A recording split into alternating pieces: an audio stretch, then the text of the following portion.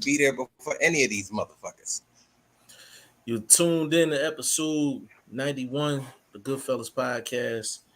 G5 Jeff TV, aka G5, aka 5, aka the Guru. Got my main man VP Shane in the building. What's going on, good brother? Surviving. Surviving out here in these streets, man. Down the bottom, you got BoxingFirstVlog, aka the General, aka Blunt Bayless, aka Mr. 1K in the building. What's going on, good brother? Man, RIP to the peoples in Buffalo and everything, and to the rest of the folks, keep your head on the swivel. What happened in Buffalo? Man, that boy went in there and knocked off like 10, 11 people and shit, bro. Dude ran into a market, ran into like a supermarket and just started shooting people. Oh, just a random dude. Just random. Nah, it ain't white supremacist, man. White supremacist. Shit, oh, yeah, it's clear enough. Yeah, so a white dude came in there and just shot a bunch of black people. Hey. Yeah, just it's crazy, man. But episode 91. Good. You know what I'm saying? We coming off of a great weekend of fights. We got he might have been in some people's pound for pound, but he should be in everybody's pound for pound now. In my opinion, Jamel Charlo gets a 10th round knockout victory over Brian Castano. Gets undisputed. He's undisputed at 154 pounds. One champion, one face, one name. Absolutely. That's Jamel Charlo. The name is Jamel Charlo, man, and he definitely did his thing. For the people that I don't know where y'all was at, but we was definitely live for that. But I guess Shane, let me get in these comments real quick. Willie G in the building. Big shout out to you. He said what's good, fellas. Big shout out to you, Willie G. Adrian in the building. He said what's up, fellas. What's up with you, bro? Willie G said Charlo did his thing. Yeah, I'm gonna actually let Shane kick off on this one, man. Just for the people that wasn't with us on fight night, just give us your spiel on Jamel Charlo and his performance versus Castano. This whole fight period. I feel like, for one, Jamel Charlo came in prepared, and we saw that on the scales. The dude came in 152. He didn't even have to worry about weight or nothing, and already you could tell this is a dude who was focused and well in tune. He had a game plan. He knew the game plan. It was just whether he was going to stick to the game plan. And from the first round, you could tell that he was establishing dominance. He was establishing distance, and he was just showing off his skills. I feel like Derek James brought up a point of it was a fight of three phases, and I feel like that was more down to how good Jamel Charlo is. Even when Castano was having the successes that he was having, it was more down to Charlo. It was more by design. Charlo, it wasn't Castano taking advantage of Charlo's mistakes. It was Charlo acknowledging the weaknesses and strengths of Castano and how to exploit it.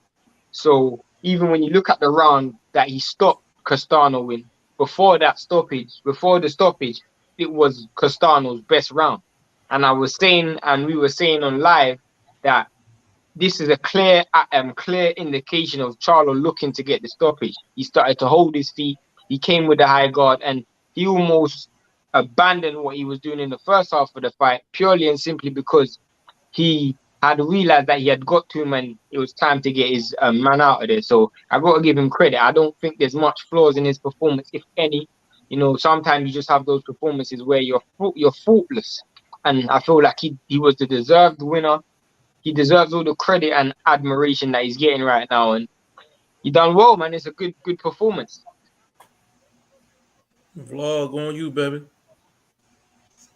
You already know, man. Like I told you earlier, I'm ahead of the curve like I knew something because I've been told y'all this man was pound for pound. So, he made history and proved that he should have already have been on your list because history was in his lineup. It was in his wheelhouse to be able to do this. Cleaning out the division, got the possibility to, really start getting his chips up, getting a little bit of respect on the pay-per-view side of the game possibility. I mean, I know that was a small arena that they was in, but what he did in that arena should catapult him to a bigger stage. You feel me? You know what I'm saying? And him being able to travel too. You know what I mean? You know, he went in quote unquote the enemy's backyard and did work. So, you know what I mean? Again, you can't say too much outside of his skills was proven. We've seen him counterpunch great. We've seen him jab when he wants to. You know, he's got the all-around package. And he got a chin. Probably one of the best chins in the game right now. Outside, you know, Spence, obviously, another dude we just seen, you know, get touched up, but got a hell of a chin. And we seen him in 2 fights with Castano take, you know, a few decent shots. Yeah, let me get in these comments real quick. T. Finney in the building. Big shout out to T. Finney. Said happy for Charlo, the new undisputed champ. Yeah, I'm happy for him too, man. I'm gonna get into why in a second though. Jamie Leroy in the building. Big shout out to you. Said Derek James deserves some respect as a trainer. I think Derek James always had respect as a trainer. I don't think anyone ever disrespected Derek James as a trainer. I don't think he's ever had. Not when he ain't been in trainer of the year running. It's just automatically been handed over to the boy Reynoso for the past 2 years. I mean, he's always been in the running. That he ain't really no good. He's always been in the running. It's just always been given to Reynoso purely and simply down to the success of Canelo. And to me, I keep it real. I always say this: a great fighter doesn't mean a great trainer. To me, great trainers are trainers who take a fighter from point B and you can see steady progression. You know, you can actually see trajectory. You were here and now you're here. You know, that's what I class a great trainer as. So, I was never hung up on Eddie Reynoso because of Canelo's success. And no disrespect to Derek James, and I respect everything Derek James done in the sport, just like I respect everything Reynoso's done in the sport. But I would argue that neither one of them are the best trainers in the sport. Who would you say is that's an interesting comment. Who would you say is some of the best trainers in the sport? I mean, it depends on stylistically what you want, you know, and how you want your fighter to fight. But both Derek James and Eddie Reynoso have limitations in what they do. You know, every trainer has limitations to a certain degree. But I want to see a fighter go from point B to point A. You know, Jermell Charlo's always had the potential to be elite, and so has Errol Spence. So to me, just giving a dude that credit, I kind of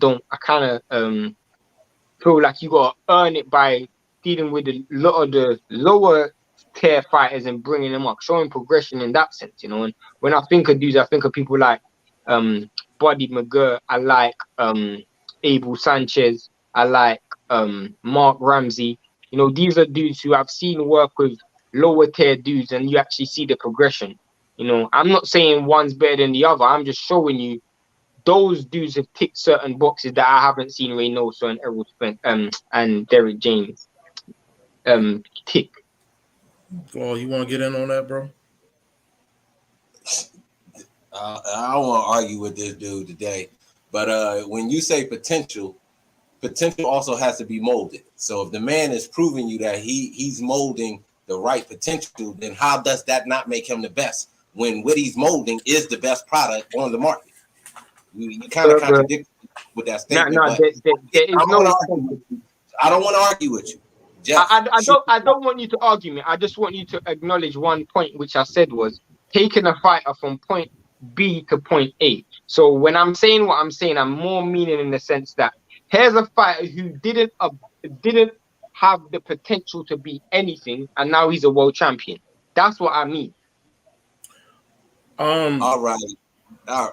That's what I mean. See, that's the way you want the process to turn into an argument, because it's semantics. You see what I'm saying? So it's just the people that listen to us is kind of whose side of this particular discussion that they will fall on. Because again, I go back to you contradicting yourself. You're trying to say that a guy took a cashier from 7-Eleven and turned him into a world champion. Come on, bro. If you're a fighter and you become a world champion, at some point you had some sense of potential. So every fighter has potential. I'm not disputing that. But I'm not disputing that. I'm basically saying how good can a trainer be, or how much how much credit do we give to a trainer for molding a potential elite fighter anyway? That's my point. Man, It's bro. All right. So do you rank Derrick James? Is he top 5 on your I list, mean, Shane? based off of accomplishments, you have to put him top 5. Just like based off accomplishments, you have to put Reynoso in top 5. Nah, you can't put Reynoso on top 5 because he's just proven he has no strategy. He's proven he can't come from behind in a fight with these great fighters that he has under his arsenal. Both his dudes just got dog walk. He's completely out of any trainer of the year, trainer of the month, trainer of the week. I don't want to hear his name for the rest of the year. There's nothing to be said about Eddie Reynoso in boxing currently.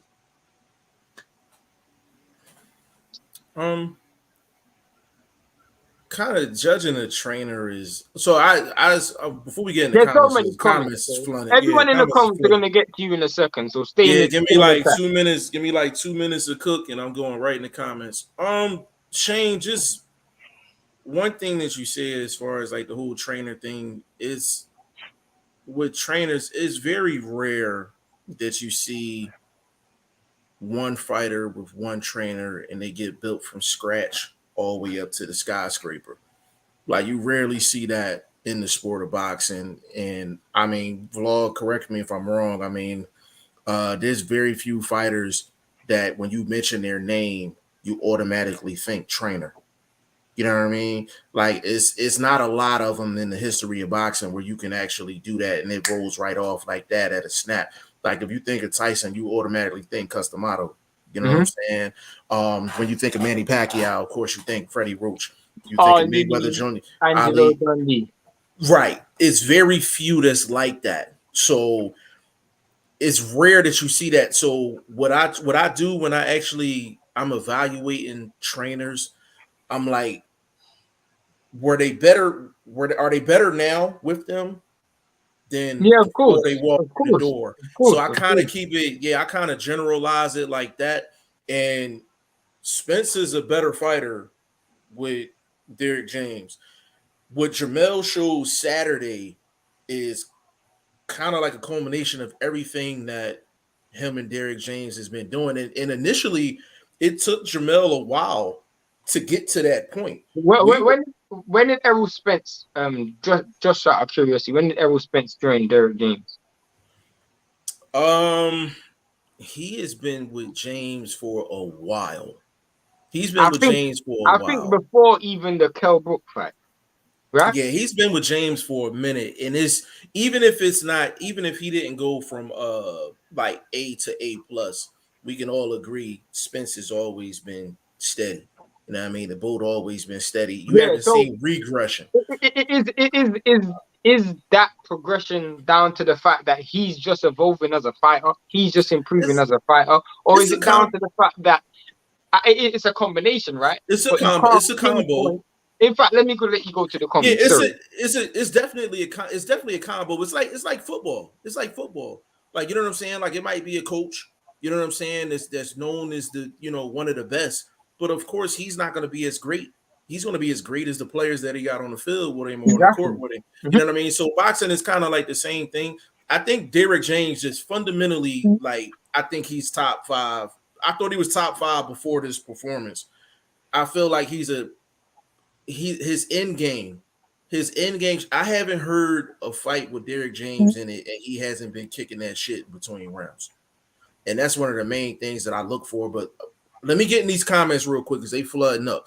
Willie G, he said he definitely should be on a pound for pound list. Spence said he would give him his spot.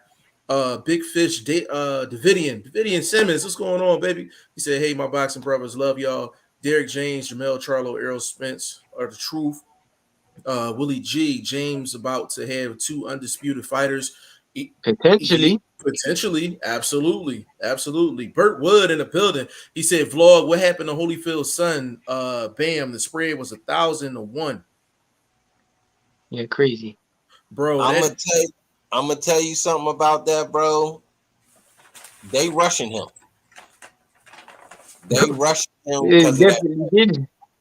Because he's supposed to be in there against guys that's on 8-fight losing streaks right now. For the first with a guy that's as raw as he is, I say the first 8 fights, bro. I don't need nobody that's close to a winning record because you can see he's still raw with his defense, bro. I mean, goddamn, how you ain't see that counter coming?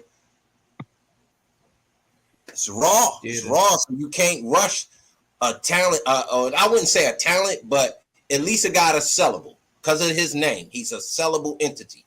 You see what I'm saying? So I hope they do the same thing with the boy's son, with Gerald McCullough's son. He's starting late in the game, but I hope they move him correctly while they try to, build off his legacy.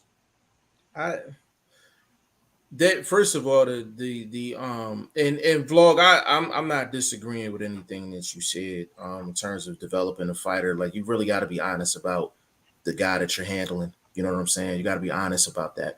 Now, with the odds, this is a response to Burt Wood. With the odds, bro, the opponent was plus 1,100. It was 11-1, and I looked at it right before the fight started. I didn't vlog. To be honest with you, I didn't have a problem with the opponent. I mean, the dude was 5-5. I didn't have a problem with the opponent. The truth is easy. Dude was 7-5. Dude has 7-5 record. He only had been stopped once in his.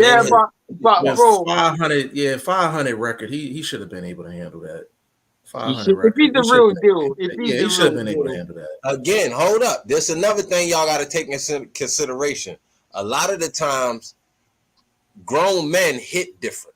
That's a youngster y'all put in there. That's a grown man he was fighting. So maybe he was starting to really feel some grown man strength and didn't know how to handle it. Then he's not meant to. That's why in boxing, and it's the painful truth, but it's that squared circle is the truth serum. Whether you're the truth or you ain't the truth, and sometimes you gotta find out the hard way, and he found out the hard way. And that's the warning label on every single fight. It don't matter, who's fighting who. If one person gets caught in the chin, you're gonna have your body has a decision to make, and then you have a decision to make. You know what I'm saying? I think the guy was 5-5. I think he's 6-5 now with the dub, or he was 6-5 going into the fight. And he's 7-5 now. I said I didn't have a problem with it because I mean, if you go any lower than that vlog for a TV event, and you talking 40% win percentage, 35, like you know what I mean? Like, it's just I didn't have. He got caught with a shot. He got caught with a grown man shot and just got iced. And I mean, it happens. It's boxing. So we're gonna see. I hope he recovers mentally, get himself right. I think right type of opponent. It just went bad, bro. You got to look at how these other fathers is moving with their sons. I think them people is rushing to get paid off that Holyfield name because he's been consistently on television since he really came into the game. You see what I'm saying? It's very rare that we see these legacy fighters actually get TV time. Now we seeing it out of Vargas Jr., but it seemed like they moving him the way they moving Nico Walsh, dude, whatever his name, Nico Walsh. Because I'm not gonna do the Ali thing. Your name Nico Walsh, so they trying to do him the same way. Keep sending this dude a bunch of warehouse workers. You see what I'm saying? So I don't know if they thought that would have worked again with Holyfield Jr., but his defense is not there, bro. He's not a very good defensive fighter. Get to that next comment. I got you. Vlog, before I get into the next comment, I just got one question. Do you have was it more so of a problem of him being in the limelight too much or the opponent? I think it was the limelight, them rushing the limelight and not the limelight. Really Okay. All right, that's fair. Like, if you're gonna put him in the limelight, make sure he dancing, make sure he the lead. Listen. I guess my point is if they put him in with somebody 6-5 and that's rushing them, then we really ain't got nothing to look for. That's why I said that. To me, that's rushing them when you can see. No, I think if you think 6-5, if you think 6-5 is rushing them, then he's trash. That's my point. He's trash. There's really nothing to look forward to. You should be able to handle a 6-5 dude. I never said it was with these legacy dudes. I don't know that any of these legacy guys are the business like that. And there's a bunch of them out right now. Yeah, I mean, but hopefully he recovers, man. Chris G in the building said, Jose Benavidez keep running free. Got Rayo coming up and Diego Pacheco. They are offensive focused. Mr. Motivator in the building. Big shout out to you, bro. He said, word up. Come to pay my respects to OG after his prediction on Bivol. I wrote him off, but OG was backing him all the way. Who is he talking about? He's talking about me. How the hell is he talking about Blunt when I made the prediction? Yeah, he may not have been enough for that one.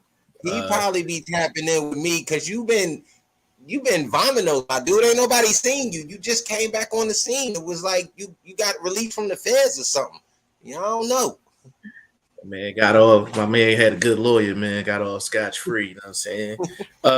My guy, Robert Costa in the building, man. He said, what's good, y'all? Hey, man, congrats to you, bro. Got Boots in there looking like a well-oiled machine, man. Big shout out to Robert Costa. For the people that don't know, that's Boots and his strength and conditioning coach. So go follow him. And I'm pretty sure he'll be on here.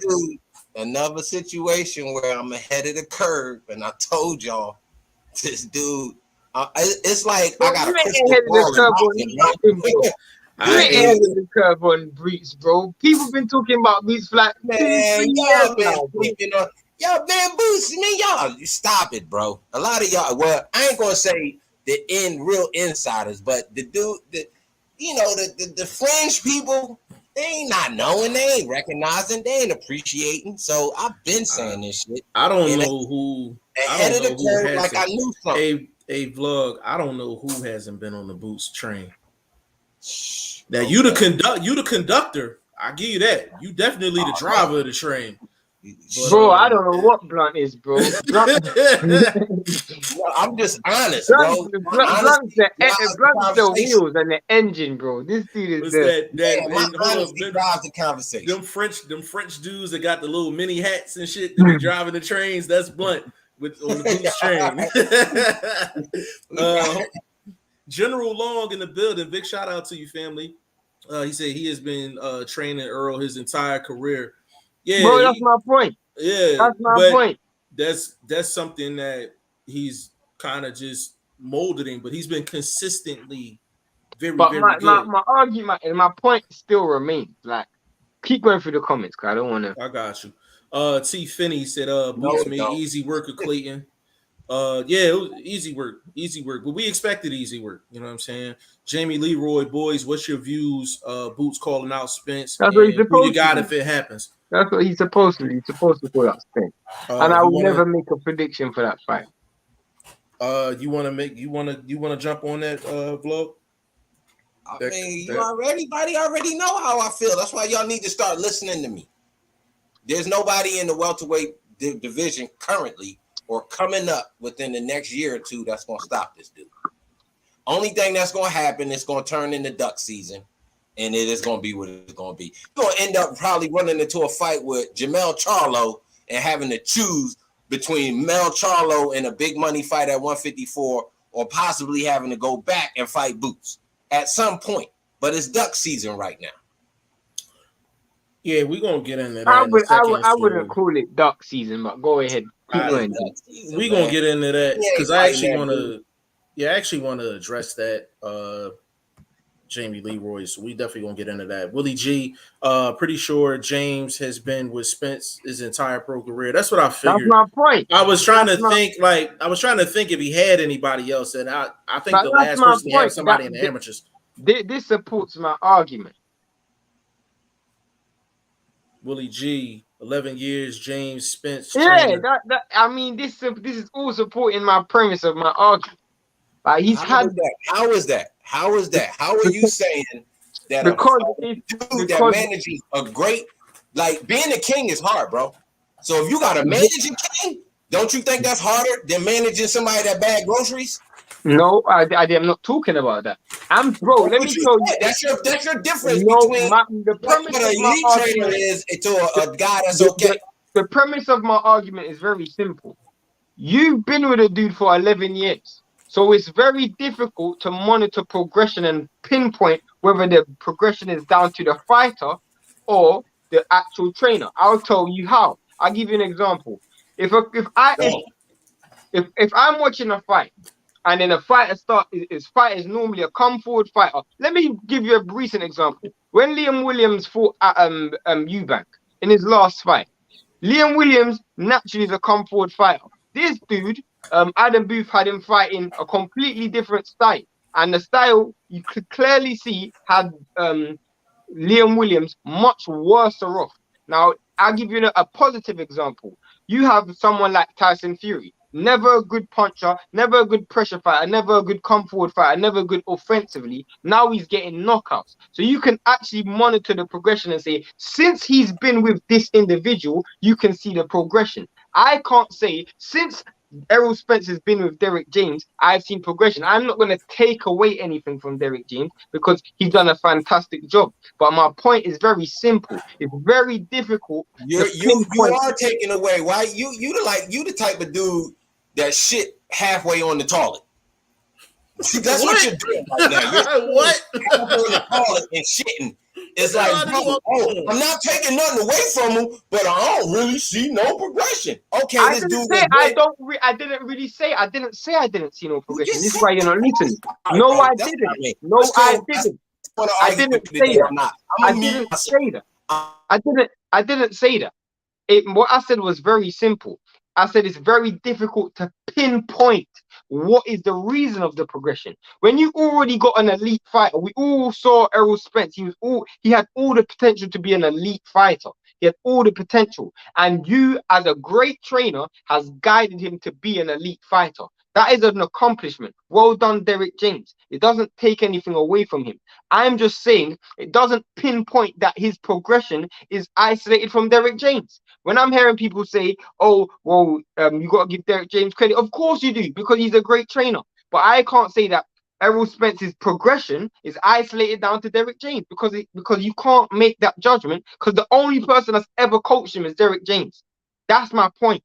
It's like once Kovalev started training with Buddy McGirt, you could clearly see that this dude was a completely different fighter. His style of fighting changed. Once Golovkin started training with Abel Sanchez, you could clearly see a change in his fighting style. That's what I'm talking about. You can monitor progression and say, since he's been fighting with this trainer, you can see progression. That's what I'm talking about. I'm not taking away from anything. I'm saying you can't pinpoint the progress on Derek James. You can say that he's helped. Of course he has. But he hasn't been with any other trainer to monitor whether it's Errol Spence's talent or Derek James's ability as a trainer. You mind if I get in here real quick, Vlog? Go ahead. Who put you on? You put yourself on mute, Vlog? He put himself on mute. You on mute, bro. You on mute. You on mute. Mute. He wants to stay on mute? Yeah, it seems that way. Okay. So since it's been an Earl Spence, Derek James connection, basically since he got out of amateurs, this is what I look at. So I look at it a little different than a fighter. He was with one trainer, then he goes to another trainer, and then you see improvement. So with these two, what I'm looking at is has Spence improved in terms of his performances? That's number one. Number two, has he had any really bad nights inside of the ring? Number three, is he performing similar when he steps up in competition? When I look at a fighter being with a trainer their whole career, I think that's the main criteria that I look at. And Spence consistently has been very good his whole career. When he fights these upper echelon guys, he is fighting the same or elevating a little bit above what he usually does. And Derek James makes sure that when I see Derek James and I see Errol Spence, I know there's going to be a product inside of the ring that's going to be very good at the very least and going to be great. Jeff, can I ask you a question? What was the first thing I said was, it's very difficult to pinpoint because certain trainers are fit for certain styles. So let me ask you a question. You say that you believe that you're talking about Errol Spence and Jamal Charlo. So you believe that Derek James, obviously he's been responsible for their success. So if he's the best trainer, and I'm not saying you're personally saying this, but people are saying this, if he's the best trainer, so that means if I bring him a fighter, that fighter is going to progress. Outside of Jamal Charlo, outside of Errol Spence. Right? He does, and the guy I He actually has want to progress, right? Yeah, of course you want to see progression with So with do guys. you know that can work for Derek James? Because if I'm a, Well, if, we do have you know that would work for Derek James? he has Frank Martin. He has Frank Martin, so he does have some other guys where we can I monitor didn't that. ask that question. I'm asking, do you know that would work for Derek James? If I was to say, you know what fighter can I say? Give me a fighter, any random fighter. I don't even know. Conor Benn. Conor Benn. Let's use Conor Benn. Conor Benn's gonna train with Derek James. Do you know that Conor Benn is going to improve under Derek James? He should. Based on what? He's one of the top 5 trainers in the game. But you're still not understanding. You're saying that, bro. You're asking a question, bro. You're asking a question, bro. Are you doing that shit on purpose? Bro, really? I'm being serious right now. No, because it's like you trying to be a fucking dickhead right now. Bro, but like, what the fuck are you talking about? His product shows that he's a great trainer. Did I tell you he's not a great trainer? I've said it like 5 times. You're taking credit from him by actually not saying that, by going about way of saying he's not really a great trainer. I've said he's a great trainer numerous times. So let me make sure. What's all the extra shit for it? But let me make sure. I'm telling you, I can't say that this dude's the best trainer when I haven't seen this dude work with a dude that's not elite and turn him into an elite fighter. I can't say that he's the best trainer. So Shane, so who has that resume? Buddy McGirt, I just told you, and Mark Ramsey, I just told you. Those are 2 fighters. Man, Buddy McGirt is a higher gun. But Buddy McGirt is a higher gun, and there's nothing wrong with that either. It's nothing wrong with it. I'm not saying he's not driving nobody towards the whole. What are you talking about? Buddy McGirt, if you look at just out and out training, forget the fact he's taken fighters who are average fighters and made them world champions. He's done that numerous times. Hey, Shane. So here's answer me this. Hold up, Jeff. Answer me this. Is he able to maintain that? Is he able to maintain that? He done it year with after Kovalev. year, fight after He done it with Kovalev. Mark Ramsey. Mark Ramsey. All right, hold up. Let me stop you right there. So Derek James did it with Spence. He didn't take Spence. He said Spence from the pro career, bro. He hasn't taken a fighter and then molded him into somebody else. So it's a completely different question. How is it a different question? Because he had him from the first fight. What differently was Kovalev doing before Buddy McGirt that he started doing after Buddy McGirt? Bro? Yes, motherfucker, I'm serious. But Kovalev never had no back foot game before he was with Buddy McGirt. He had no back foot game before he was with Buddy McGirt. Watch this dude's footwork. At what point did he show he had a back foot game? What fight did he show he had a back foot game? Alida Alvarez, the second fight, Anthony Yard at the end of Anthony Yard fight. What are you talking about, bro? You're telling me Kovalev did not have a back foot game. He had a back foot game in the Canelo fight. He didn't have no choice. First of all, let me tell you something. If you're the older fighter, you're not going to press a younger bull.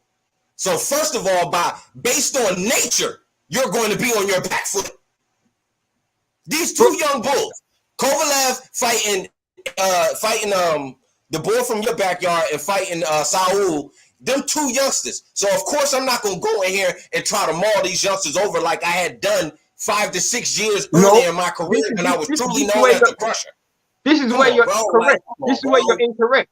He got knocked out by Alida Alvarez and he got knocked out by Andre Ward. And Buddy McGirt, it was a clear indication of he changed his style. He made Kovalev much more reserved. That is a fact, bro. I don't know what we're going around in circles for. That is Okay, a so fact. you're trying to tell me that one scenario of you saying, well, he helped him work the back foot, which he had no choice but to work. Why? Because his front foot game was not the same since he was known as quote unquote the puncher. You asked me for an example, and I've given you an example. I just shot your example down.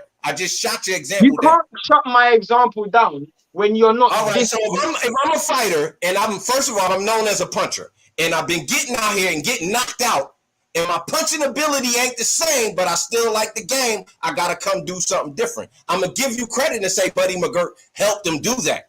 But that's not the same as saying, oh, that's better than this dude molding a youngster into a fucking undisputed world champion. Did I say? Wait. One is not better than the other. This dude undisputed. Wait. Did I say? And this is me being dead honest. Did I say? Yes, it is, man. Your tone of voice is saying that, bro. No, because you're not understanding what my argument is. You're very sarcastic, bro. That's why he called you Stone Cold. Because the truth is, this is what I don't like about every boxing fan. People are wagonists. They just jump on a bandwagon. We're not Blunt, because Blunt's always been flying this flag. So I give Blunt his credit. He's always been flying the Derrick James flag. So credit to him. But people are just jumping on a bandwagon. The truth is, it's very simple. If I was to get a fighter, I am not going to say, you know what, because Derrick James is the best trainer, he's automatically going to fix him. That's not how boxing works. That's not how boxing works. To me as a trainer, the number one skill you have to have is adjustability, because there's certain fighters you're gonna have to mold your fighter in different styles. The truth is, go ahead, Jeff. Go ahead. Please say what I think you're gonna say. You're on mute, or I can't hear you. I don't know. My fault. Vlog, I hear what both of y'all are saying, and I'm gonna meet both of y'all in the middle real quick. There's not change. So for you, there's not one trainer that's a one size fit all. There's not one trainer on this planet that can fix any style. No, there isn't. There is none. Right. So with that being the case, right?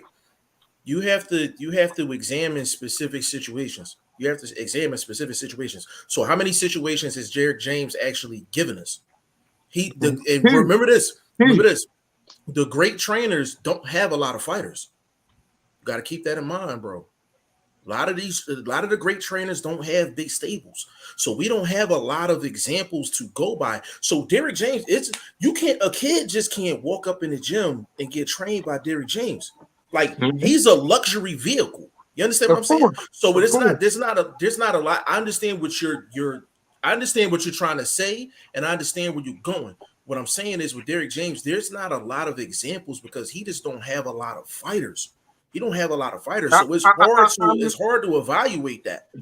That's what my argument was in the beginning. That's what I said. That's the first thing I just said. It is difficult to pinpoint whether his success is a premise of having a great fighter and him being a great trainer, or him just being a great trainer. It's both though. It's both, because you can't say it's Errol Spence by himself. You can't say it's Derrick James by himself. That's what I just said. Right. It's a combination. Like take Michael Jordan. Michael Jordan ain't started winning chips until he got with Phil. You understand what I'm saying? He didn't start winning chips till he got with Phil. So I look at the combination. I look at the team. That's why I can't just give a person the number one title, just like I couldn't do that with Eddie Reynoso and Canelo. Like, because in my mind, I just felt like you had an elite fighter. I'm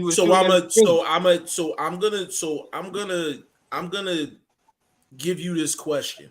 So he has Frank Martin, right? Big shout out to General Long for mentioning that. So Derrick James, let's just say Errol Spence wins a fight against Bud, right? He has 2 undisputed world champions. Yep. Undisputed unified world champions. Yep. So are you telling me that you can't? He's the most accomplished trainer, right? 100%. But you can't give him number one until he actually fixes he actually develops a guy like a Frank Martin. Is that where you going? No, it's until he shows me. Because to me right now, to me right now, I can't Holy perfectly shit. pinpoint who's the number one God. trainer in the world.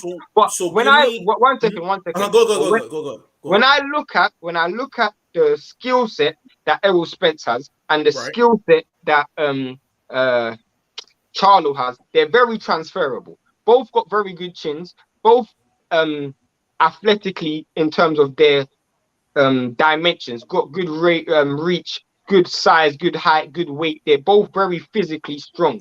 They both have footwork. They both got footwork ability, which obviously comes from Derrick James. They both got power. And their fighting style itself, you can clearly tell that Derrick James has implemented his style on those two fighters. Right. Now, how transferable those skills are, those are into question, because it seems like, for example, every trainer tries to establish their style on a fighter. So, for example, Castano had a style, Freddie Roach had a style, Floyd Mayweather and the Mayweather gym, they had a style. How transferable that works on other fighters, that's what leads to question. To me, the Well, only reason why that style works for Derrick James is because he's got someone with the dimensions and aesthetically gifted like Jamel Charlo and Errol Spence. I don't think that style would work with someone who doesn't have potentially the greatest chin, or someone who's very small, or someone who doesn't have good reach, or someone who does, like, that style couldn't work on Castano. And a well, transferable coach would be able to go from, I can coach this person to win a fight, and I can coach kind of like what Manny Stewart done. so Manny, okay. So here's the I'm thing. not, So if and I'm so if I'm sorry to cut you off, Jeff. A lot of people are saying I'm not giving this dude any respect. I've said this on numerous times that this guy's a great trainer. I'm just withholding the number one status until I've seen enough. That's what I'm so saying. I so did so okay, so I'm glad you said that, and I'm gonna make this comment that we're gonna run through these comments. So you said you're having difficulty giving him the number one spot. But I asked you a couple of minutes ago, well, who's the number one spot, and you couldn't give me an answer. I can't because by my standards, I can't. There's many things, like there's things that obviously Derek James does that I like. There's things that Mark Ramsey does that I like. There's things that Abel Sanchez does. There's many coaches that I can Hey, put you've over been the running others. your mouth. Can I say something? You've been really Go ahead. running your mouth. Y'all said I can't say Boots is the best fighter on the planet because he hasn't accomplished anything. So now you're saying the guy with the unified welterweight champion and the undisputed junior middleweight champion isn't the best on the planet right now. So I'm confused how y'all judge shit. But So then I'm gonna leave it there. Please, but, please, but, but then the reason why the premise of that argument is weak is because the person who had the most champions in boxing at the time as a coach, nobody gave him credit, and that was Reynoso. And I'm not saying he's the best neither. I've never said Reynoso is the best, but I don't class a fighter's accomplishments just down to a trainer, because I've seen terrible trainers produce great fighters. Nobody was saying Roger Mayweather is the greatest trainer in the world, despite the fact that he produced the greatest fighter of all time. That's my point. That is literally my point. Nobody was saying Roger Mayweather was the greatest trainer of all time, despite the fact that he produced the greatest fighter of all time. Let me get in the comments, y'all. Let me run through these joints because they heavy right now. Jamie Leroy Charles was 8-11 to win. I should have took that bet. Actually, for that's actually kind of good odds, man. Like that's kind of good odds. General Long, Derek got Frank Martin. We'll see Frank what he Martin does is a with cat. him. Yeah, Frank Martin is a cat to watch for sure. Burt Wood, remember Smoking Joe's son was beat up against Foreman. Mm-hmm. It's listen, man. Just because you got that last name, don't guarantee nothing. You got to go through the process. Mr. 100 Rounds in the building. He said, respect the all, one love. Appreciate you for stopping through, man. General Long, he said, so what's your point? I know that comment was from a couple minutes ago, but he pretty much explained it. Willie G. Spence has gotten progressively better every fight. Hold on. Man, his comments deep, bro. General Long, he developed Earl, so why does that make him less of a I trainer? didn't say it makes him less of a trainer. I never once said that. He's not gonna. Yo, this dude is like an old encyclopedia. You can't change it. So, you know what I'm saying? He's set. Pink Furry Goddess. Pink Furry Goddess in the building. Say hi, guys. I hope you're all having an awesome day. Appreciate you for stopping through, Pink Furry Goddess. Willie G, Boots ain't proven yet. I got to see him versus Thurman, Virgil, or Ben, or even Danny Garcia. I mean, the fact that when he mops all of them, then what does that do for you, Willie G? When I'm telling you right now, he mops all of them. So once he mops somebody that's beneath him when it comes to skills, none of them are on his skill level. Thurman too old, won't be able to take them punches. Ben don't move the way that Boots moves, and I don't think Ben can counter it the way that Boots can counter. So what you talking about, bro? This dude is mandatory. That's going backwards. Nobody needs to go backwards. Fair enough. General Long, shit, that's dumb as fuck. Is it dumb or is it because it doesn't agree with your narrative? No, because it might sound dumb to him. What do you mean? Because it doesn't agree with his narrative. Simple, Shane. It's very simple. I just shot it to you. You just told me yesterday or Saturday on the live, you can't say Boots is the best because he hasn't accomplished anything. Exactly. Keep saying, what world champion has he beat? What world title has he won? Blah, blah, blah. Okay. Fast forward. We're in a different discussion, and you're saying that that Derrick James isn't the best trainer, even though he currently has the best fighters, the most accomplished fighters in his stable. It is fighters and coaches the same. It's fighters and coaches the same. Because my argument to you will then be, let's crown Roger Mayweather as the greatest coach of all time. Let's just crown him as the greatest coach of all time because he produced the greatest fighters. First thing we could say that what's the name? It could be considered a very top 15 coach, especially with Floyd going down 50-0. And him being a big part of that. Is stupid. That is so deaf. Do you understand why I'm saying that's so stupid? Because we've seen what else has this dude done? Nothing. Even though I love Roger Mayweather, he didn't. Floyd Mayweather Senior.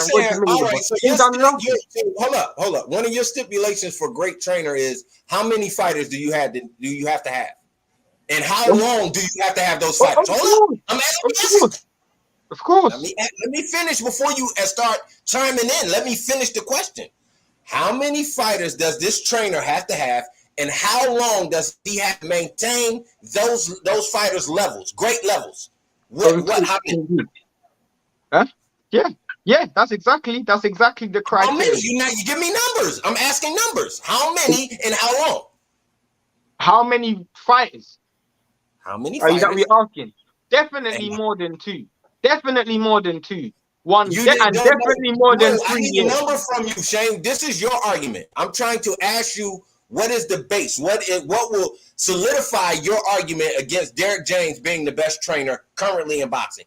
How many fighters? And then second part, how long with those fighters under him and being high level? Personally, I can't give you a number of pinpoint. But you just say this dude is not the best trainer. Can we move on, please? Because it's more than two. Why would it be two? Why would it be two? Why would you just think? I never said it has to be two, but you can't even answer the heart of your argument. Because the truth is, I don't know. I don't know how much fighting. So how do you make that argument that he's not the best? Because I know. Because in my standards, by my standards, I don't rate. You can't answer your own standards. I just asked you what your standards are. You can answer them. Because it's not two. It's definitely not two. It has to be more than two. That's a fact. It has to be more than two. And Derrick James. Let me ask you a question. How long has Jermell Charlo been at the top of the game? Stop. 1 second. How long has Jermell Charlo been on top of the game? How long has Jermell Charlo been on top of the game? Jermell, I say at least 6 years. He been reigning champ for a minute. He been on top of the game for 6 years, bro. He been the best in the division. He just had to work his way to that point. Am I correct? I'm talking about boxing. I'm talking about when you rank boxers, elite boxers, pound for pound, top boxers, forget weight classes. How long has Jermell Charlo been an elite world level top fighter in terms of years? Shit, this whole fucking career then, if you want to say that. He passed 30 fucking victories. Okay, he's a unified champion. So he must have been an elite boxer the whole time. He just had to get the accomplishments to prove it. Next question, Jeff. That's my point. He couldn't answer my questions, but I answered it. Because I couldn't answer your question because I don't know of your own argument. How many fighters and how long? You can't answer that. I can't answer that. I can't answer that because it's then not you don't like have no fucking argument that we've been on here talking about for the past hour. No. What it means is I don't have a number one trainer. That's all it means. It doesn't mean that's all it means. Hey Shane, I'll say this before we move forward. It's kind of hard to conclude the argument when you don't have a number one. So but I don't know. No, that's what I'm saying. That's what I'm saying. Hold on, Shane. Hold on. If you can't answer your own question by a premise, by a base argument, 5 fighters, 10 years, 5 fighters, 6 years. I can't answer that. I can't answer that. If you want to say Derrick James is the most accomplished fighter, then fine. If you want to say Derrick James has the best fighters, then fine. For me, a great trainer is about the ability to teach boxing. So until you've shown me that you can teach boxing to multiple fighters and multiple styles and make it suited and fitted to more than 2 fighters for longer than 3 or 4 years, then obviously I'm not going to give you that. I'm not going to just automatically give you the title of being the best trainer. Of course not. Hey Shane, I'm gonna leave you with this 2 things. Number one, we can conclude this argument. I want you to think about it. We can revisit this at another time, off camera or whatever. But think about who you have as number one, because you specifically said Derrick James is not. Like I said I wouldn't class Derrick. We spoke about what's the next dude?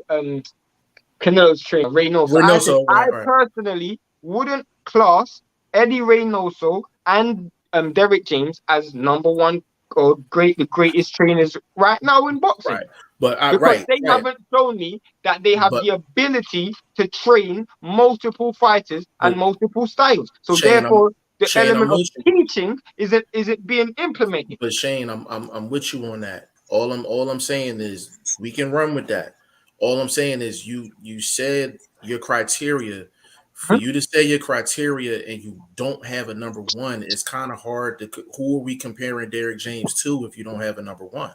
That's what I'm saying. We need to revisit it. I brought up names that we can compare him to, but then you bring up. No, I want you to. So that's my point. I want you to get. I personally brought up names, but then you brought up accomplishments. No, I'm talking about you. I brought up coaches' names. I personally brought up coaches' names. I want you to give. You call whenever you figure it out. Call me. When you get a definitive number one trainer in the game based off your standards, then we can kind of close the conversation. I don't have a definitive number one. No, that's why I said get back with me. That's why I said get back with me. Hold up. That's why I said get back with me. What are your standards? Well, he explained his standards. I understand his standards. I'm just saying it's not one on mute. I'm not gonna lie. I didn't hear his standards. I asked for amount of fighters and years. Okay, so this is my point. Where are we talking about accomplishments? Are we talking about in-game coaching? No, your standards, bro. Yours. Okay. Your standards. What are you? With my standards, we don't have to go around the standards. I remove accomplishments. So by itself, it's not accomplishments by itself. It's your ability to improve fighters. Multiple fighters. That's all it is. How good are you at improving fighters? That is the ability. That is the number one criteria. How good are you at improving fighters? All right, so that's your criteria. Yep. All I'm saying, okay, that's your criteria. Cool. When you come up with the top guy that fits your criteria, let's revisit it, because once you give us that number one person, then we have someone to compare Derrick James to, and then we can really tussle at it. Removing accomplishments. Your standards, your criteria, it's all on you. I'm just saying, come up with a number one dude based off of your standards. I can come up with a dude if we remove accomplishments right now, but we can go through the comments. Let's go through the comments. I'm just saying, it's easier to close this conversation if you have a number one. That's all I'm saying. I don't have a number one because But that's what I'm saying, bro. That's what I'm saying. If I tell you, hold on, hey Shane, if I tell you Jermell Charlo is not the best guy at 154, I have to produce someone that's better than him. If I say that Spence is someone that's better than him, but I don't know. I just won't say that person's the best. I can produce someone that's better than him. Are you going to tell me off camera? I can tell you right now. I can tell you right now. I don't. Let me get through the comments. Let me get through the comments. And if you want to do that, cool. Hold on. Greeks with Fire said Derrick James is the best trainer in boxing. Based on accomplishment. Grease with Fire, Spence, the best in boxing. Weird dude from he killed Brook family. Yeah, not at all. Neck, bro. Frank Sanchez. He's with Abel Sanchez. I mean, he's with Reynoso. I mean, yeah, he ain't got no back foot game. Yeah, I disagree with that.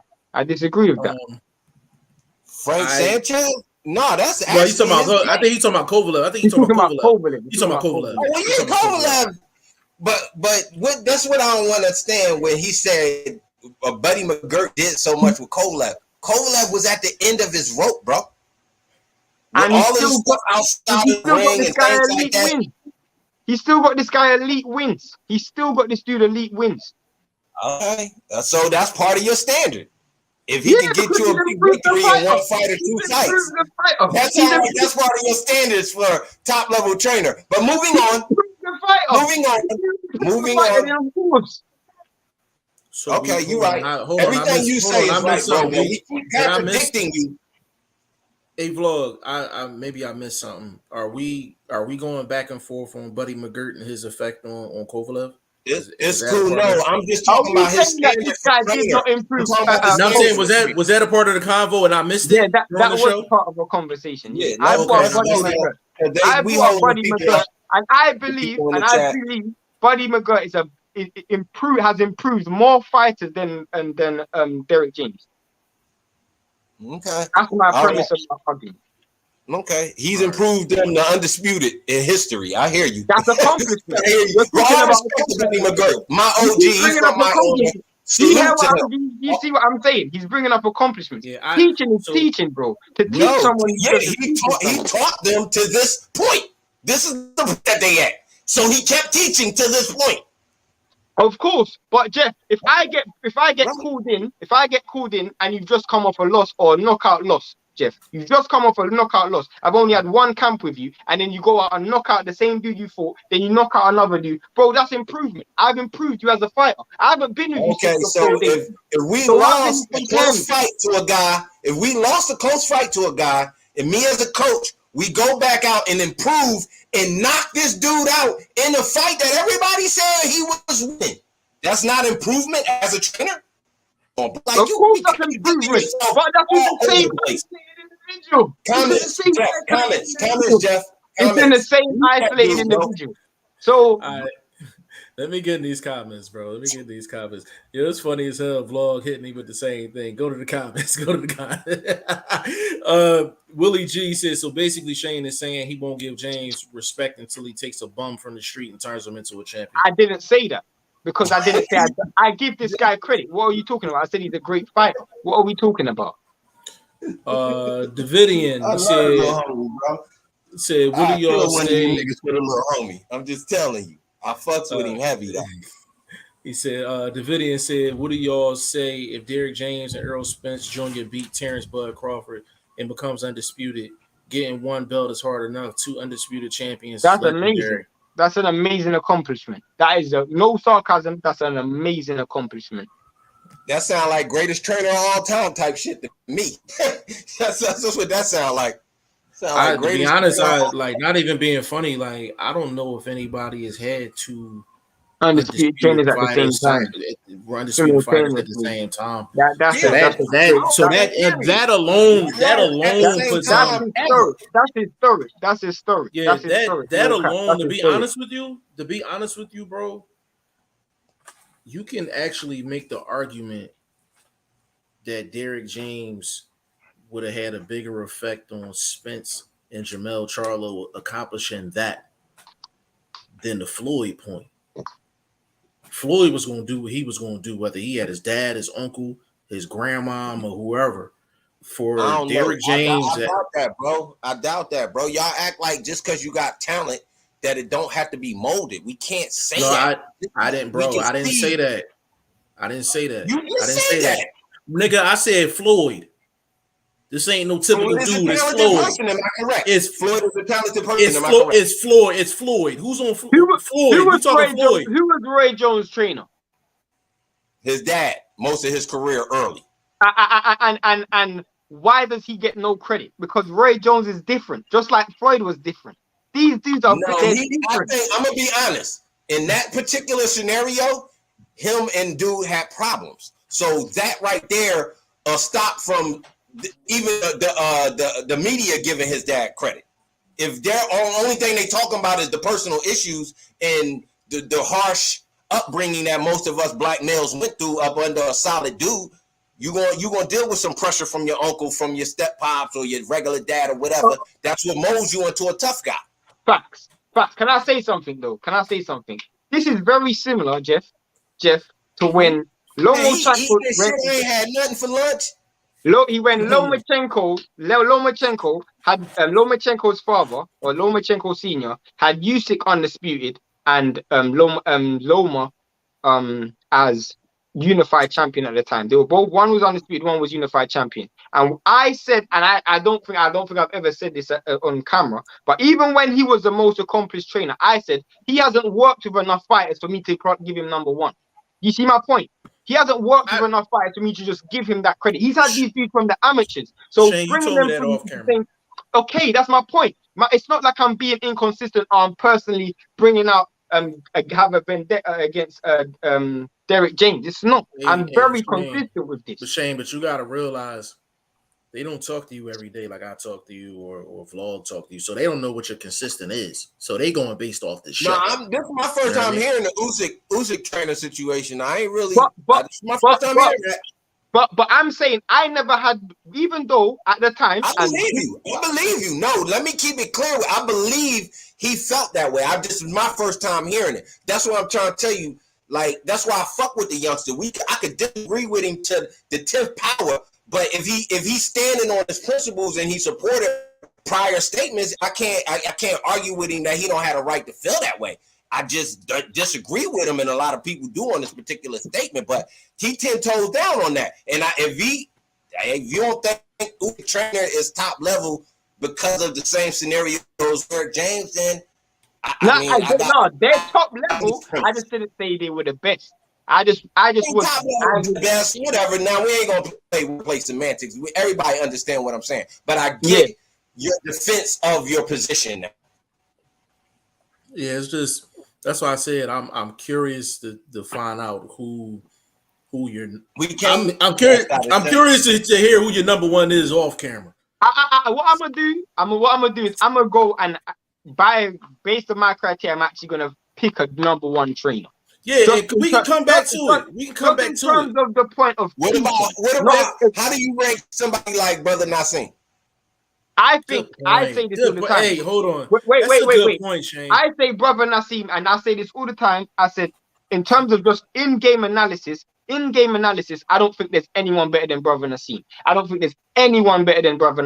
I think in terms of just him watching the fight, because he's probably one of the only trainers I've seen who say, you know what, we're gonna have to abandon this style. I've never heard a trainer in the middle of a fight say that he was wrong and we're gonna have to abandon the style. That is a fighter who has to make in-game adjustment on the spot, and he done that with Shane Mosley. And I thought this dude is a terrific. Mosley still lost the fight, but the ability to see that what his training, his game plan was wrong, and make an adjustment in the fight, I just thought that was fantastic. So I always talk about Brother Nassim. He's one of the greatest in-game trainers of all time, if not the greatest. Okay. I think Derrick James is solid in game. I give his in game nice. No, he's in game. I would say his in game is definitely the best in the sport right now. I'll say that for a fact. Derrick James in game is definitely the best in the sport right now.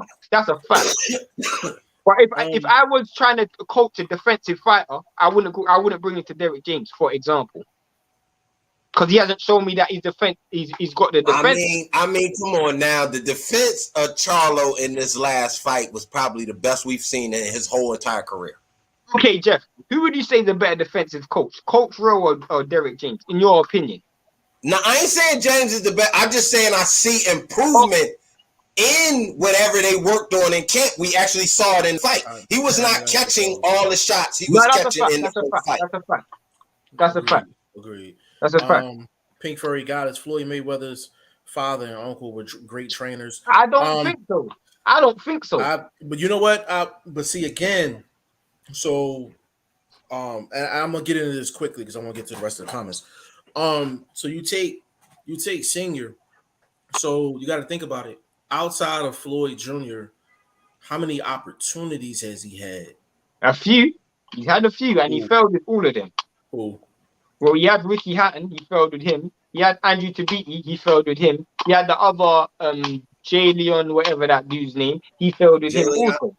Yeah, Leon Love. He failed with him also. So this is why I say you got to look at combination, team.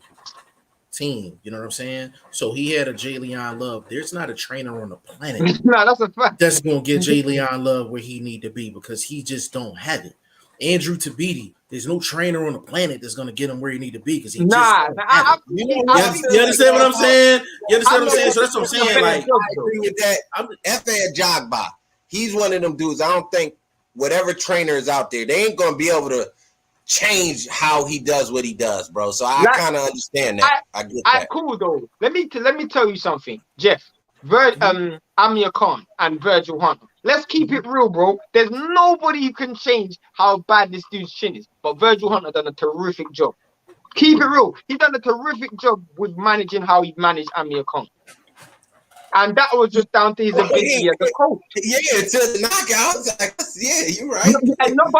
But my point is, he still was able to coach him. He was still able to get this dude success. That was my point. You saying Bomac ain't no good now? Huh? How you feel about Bomac?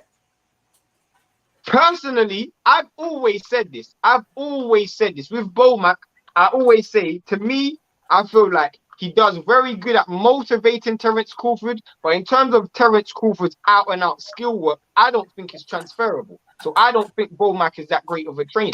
So basically, we've seen him with Khan, and he was just working with them. So I've seen this guy. You know how I know it's Terence Crawford and not Bomac? Because the skills that he puts in Jamel Herring and what's the other dude, Maurice Sukkar, they don't have those transferable skills. So that's how I know it's more down to Terence Crawford. I'm gonna say this. I'm gonna say this in defense of Bomac before Jeff go. What Herring will we see coming up this weekend? That gonna tell me, if Bomac's an elevational type of trainer, a bounce back type of trainer. He not with Bomac. He not with Bomac. I didn't know that. What? We can talk off camera about that. Oh, shit. I'm thinking he was running with them. They had a whole situation. Fuck. Keep going through them comments. And someone said something, and I'm going to cook them when they say it as well. Because they just said the dumbest statement ever. Go on. Pink Furry Goddess Jerron Ennis is ready for a title shot now. 29-0. The only thing left is the belt. Facts. I will say this, Pink Furry Goddess, before we move on. If Spence for some reason don't take this Bud fight for whatever reason, he got to take this mandatory. He got to take this mandatory. He has to. Jamie Lee Roy. There's two mandatories technically. Yeah, but Boots is gonna get top billing though. Okay, well, people saying Boots ain't no ticket seller, so he better ticket seller than it ain't about. It ain't. Once you get the mandatory status, it ain't about that. Ain't about that. He either got to take the fight or drop it up. Mandatory. Because he has the WBA regular title. No, but the truth is the WBA's already they got a mandatory last year. IBF hasn't had a mandatory. They haven't had one yet. They haven't had one. I think it was literally. What's Lamont Peterson? He was the last IBF manager. That was his last. Yeah, that was years ago. He hasn't had an IBF. He hasn't had an IBF. Remember gas was mandatory for Pacquiao. Yeah, That's yeah, how again, that's WBA. Yeah, that's WBA. Yeah, he's I next. got it. Yeah. Boots is definitely next up. Spence got decisions to make for sure. Jamie Leroy, Emmanuel Stewart, best trainer ever for me. Me as well. I agree with that. Me personally, I think Emmanuel Stewart. Yeah, like he now based off of your criteria, Shane. Facts. You can't disagree. Emmanuel Stewart would be the GOAT, but it's because of the everybody during that era ran through the Crunk Gym. Everybody in that era ran through the Crunk Gym, so he had his hands on so many fighters. But my point is, Shane. But there's like Emmanuel Stewart is one of the few dudes in boxing history that had that luxury. No, that's a fact. That's a fact. It's just very hard to find. That's why I said I'm curious to get back to this topic another time. Based off your standards, it's very hard to fit your standards. That's a lot. I'm gonna be controversial and bring up all timer. Okay. Teddy Atlas. I like Teddy. I like Teddy. Teddy Atlas is one of the best coaches right now. I like Teddy. Easy. He's top 10. Easy. Easy. Because I've seen this dude take dudes and he's molded them into fantastic fighters. So Shane, this is where, because we kind of vibing right now. So my main point is this: there's more than one way to evaluate a trainer, and you can't really dismiss one. So you take Teddy Atlas, right? He don't have that one dude where he built them up from scratch and took them to the top. But you've seen him take several dudes. Michael Moore, Tim Bradley, other guys, and he put his stamp Alexander Povetkin, Alexander Vodzik. He's put his stamp on them dudes, and so even though he didn't have the long term, he a great trainer because he didn't put his stamp right. But you have other situations like Derek James who haven't had the opportunities like a Teddy Atlas to get his hands on them type of guys. Mm-hmm. So he may only have them one or two example. He may only give you a Jamel. It may only give you a Spence. Some of these trainers don't even like. Some of these trainers. Hold on, Shane. Some of these trainers don't even like training a lot of fighters. They don't even like training a lot of fighters. But you see how Derek James is good in his bubble, and how Atlas is good in his bubble. There's also certain trainers who don't like training fighters that they haven't had from scratch because of the saying you can't teach your own new tricks. Because I know what's his name said that. Tunde Ajayi said he will never, unless he's coaching you from your pro debut, he doesn't want to coach you. So there's actually, and I think even what's his name said that as well. What's that dude's name? The one that used to train Lamont Peterson. What's his name again? Barry Hunter. Barry Hunter's a great trainer, but he don't necessarily have the one guy in terms of accomplishments to put him at the top. But I know for a fact he's a great trainer. Great trainer. To be honest with you, Mike Stafford's that dude. And another that dude. I mean, a dude who people don't ever speak about and what he was able to accomplish in boxing, James Ali Bashir, another great trainer. So it's just, you take all of those guys, we probably can come up with a top 10, but out of all 10 of those guys, none of them are great for the same reason. Yeah, that's a fact. You know what I mean? It's a customized thing. Pink Furry Goddess, hold on, Willie G. He said Boots ain't getting a title fight anytime soon. Let me get at that real quick. Willie G, here's the thing. Spence has a certain amount of time to work out something with Bud. If for some reason that don't work out, he is staring Boots in the face. He can't, it's either fight Bud, drop the belt, or fight Boots. Thank you very much, YSN. It's really one of the three. Really one of the three. Pink Furry Goddess, heated debate, entertaining while I'm at work. Hey, that's it's always love. It's always love. Absolutely. Willie G, I don't know how Boots became number one contender, and he's fought a bunch of nobodies. I agree he's a gifted fighter, but I gotta see him against an actual good fighter. That's a vlog, you gotta respond to that. That's your guy. That's a disrespectful thing to say. Bro, first of all, Danny Garcia already said duck off the top. Oh man, because we're from the same city. All right, we hear you. Okay, we know what's ringing in them gyms. So that's off the board, huh? And Sean Porter as well. Sean Porter ducked as well. Sean Porter ducked as well. That's my dude. Then I'm hearing about everybody. I was on Twitter just for a few minutes. I seen Thurman name so heavy in the tweet about he should fight Boots, and then I'm seeing people on IG talking about Stan Jonas, but they don't understand about going across the street and whoop-de-whoop, and they don't understand his position and who's ranking him the highest. So that's who he running under their banner, and that's the IBF. So he's in a position to see the champion. He the champ came to the fight because the champ know what position he's in. What other reason would you be at that fight for? Charlo. I mean, I'm supporting Charlo, but still. You see what I'm saying? It's all set up that reason. They know boxing knows is ain't nobody else to fight. What your personal expectations is should be already surpassed, bro. Nobody's made it past 6 rounds. Top dogs only. Hey, what you talking about? Why would he need to fight somebody else? These two ain't top dogs. Thurman is not a top dog. He an okay vet. He a top dog. Boots needs someone who's gonna bring him out of the first 6. He needs someone. He needs an elite fighter. It should be Thurman ain't going 6, bro. It should be Spence in the position he's in right now. He's either fighting for a vacant belt or he's fighting Spence. Who said that comment? Who said that comment? That was Willie. That was Willie G. That was my man. That was my man Willie G right there, man. That was Willie. I hate Roderick. Struggle with you, fam. Roderick from Twitch. Big shout out to you, bro. This is the second time you've been in here, man. Let me find out. You say y'all making solid points, but I do believe a trainer job is to dial in what a fighter is already good at and hone their skills to be sharper version of themselves. So I believe it's really on how hard the fighter wants it, even if Derrick James showed them the way. It's a combination. Yeah, it's a combination. Absolutely. It's a combination. But I like the way you put that comment, though. This is the comment I was going to cook. Okay. Jamie Leroy, any trainer who makes their fighter undisputed is a top trainer, in my humble opinion. So I'm assuming Ben Davidson's a top trainer. Is that what we're saying? Ben Davidson's a top trainer. Is that what we're saying? Ben Davidson's a top trainer.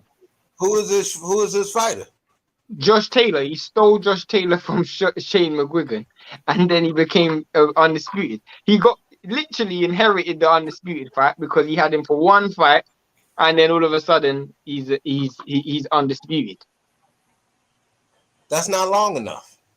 But he said who makes their fighter undisputed. So therefore, I think he's taking that into consideration with their growth together. I think that's what I don't think he understood the short term with Ben Davis. See, that's why sometimes you got to be. That's why I asked you. Remember, I asked you. I said how many fighters and how long.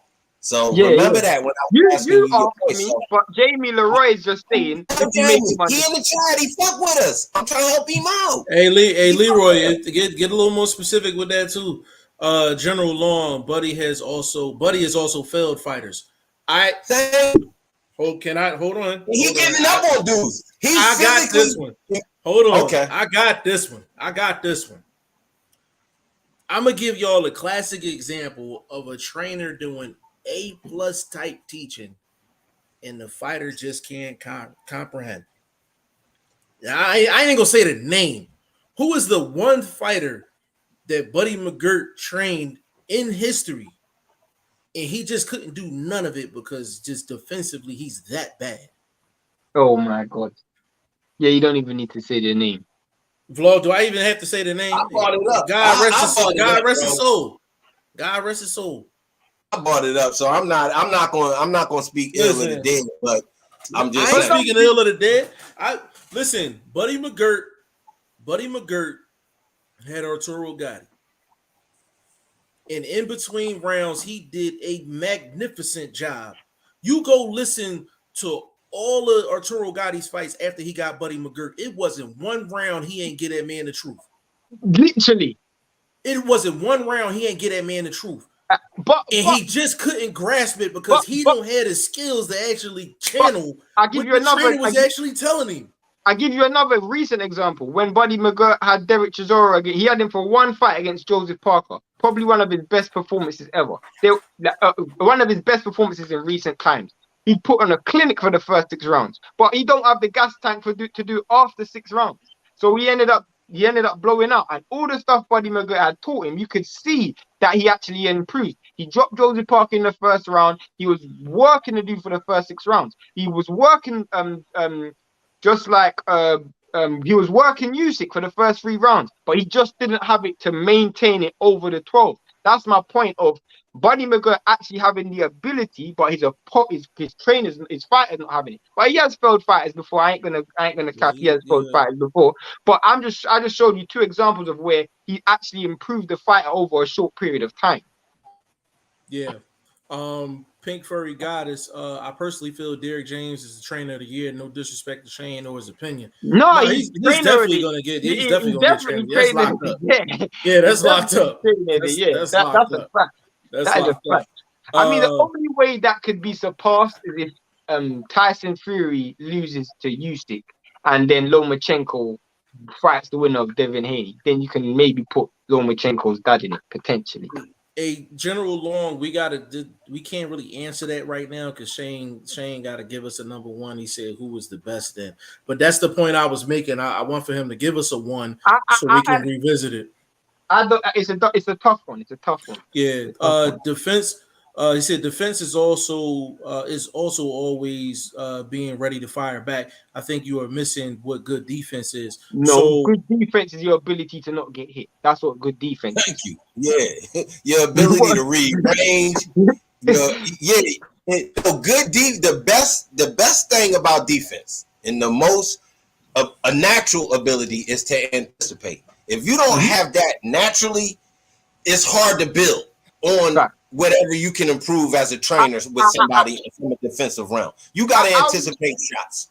I will say to me, and I've said this numerous times, to me, the best defensive trainer right now in the game, based on what I've seen and studying actual training simulations, and Jeff will probably agree, is probably Coach Real, bro. That dude is a genius when it comes to just defense. And where he gets I don't see too many. I'm on IG regularly. I see a bunch of pad work, bunch of mid work. I'm like, come on, where the defense at? The natural rolling. That's not the only thing in defense. That's all they do. Jeff, is you only rolling one time?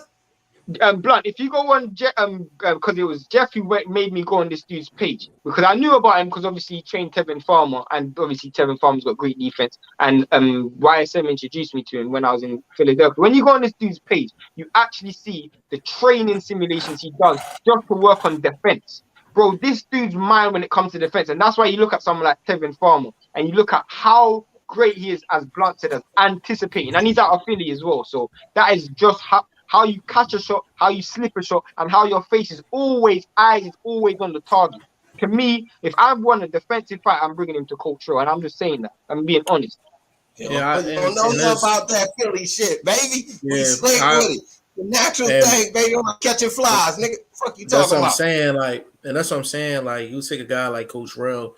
Coach Real has had his hands on Tevin Farmer. He had his hands on Cool Boy Steph. He, of course, watched Jefferson. Sosa, he's had his hands on a lot of different guys in terms of like defensively, but he's a really good. He's a good trainer. Just period. Like, he's a good trainer. It's just, to be honest, it's kind of hard to evaluate. A lot of these trainers, like, you know what I'm saying, but a lot of them are good teachers, man.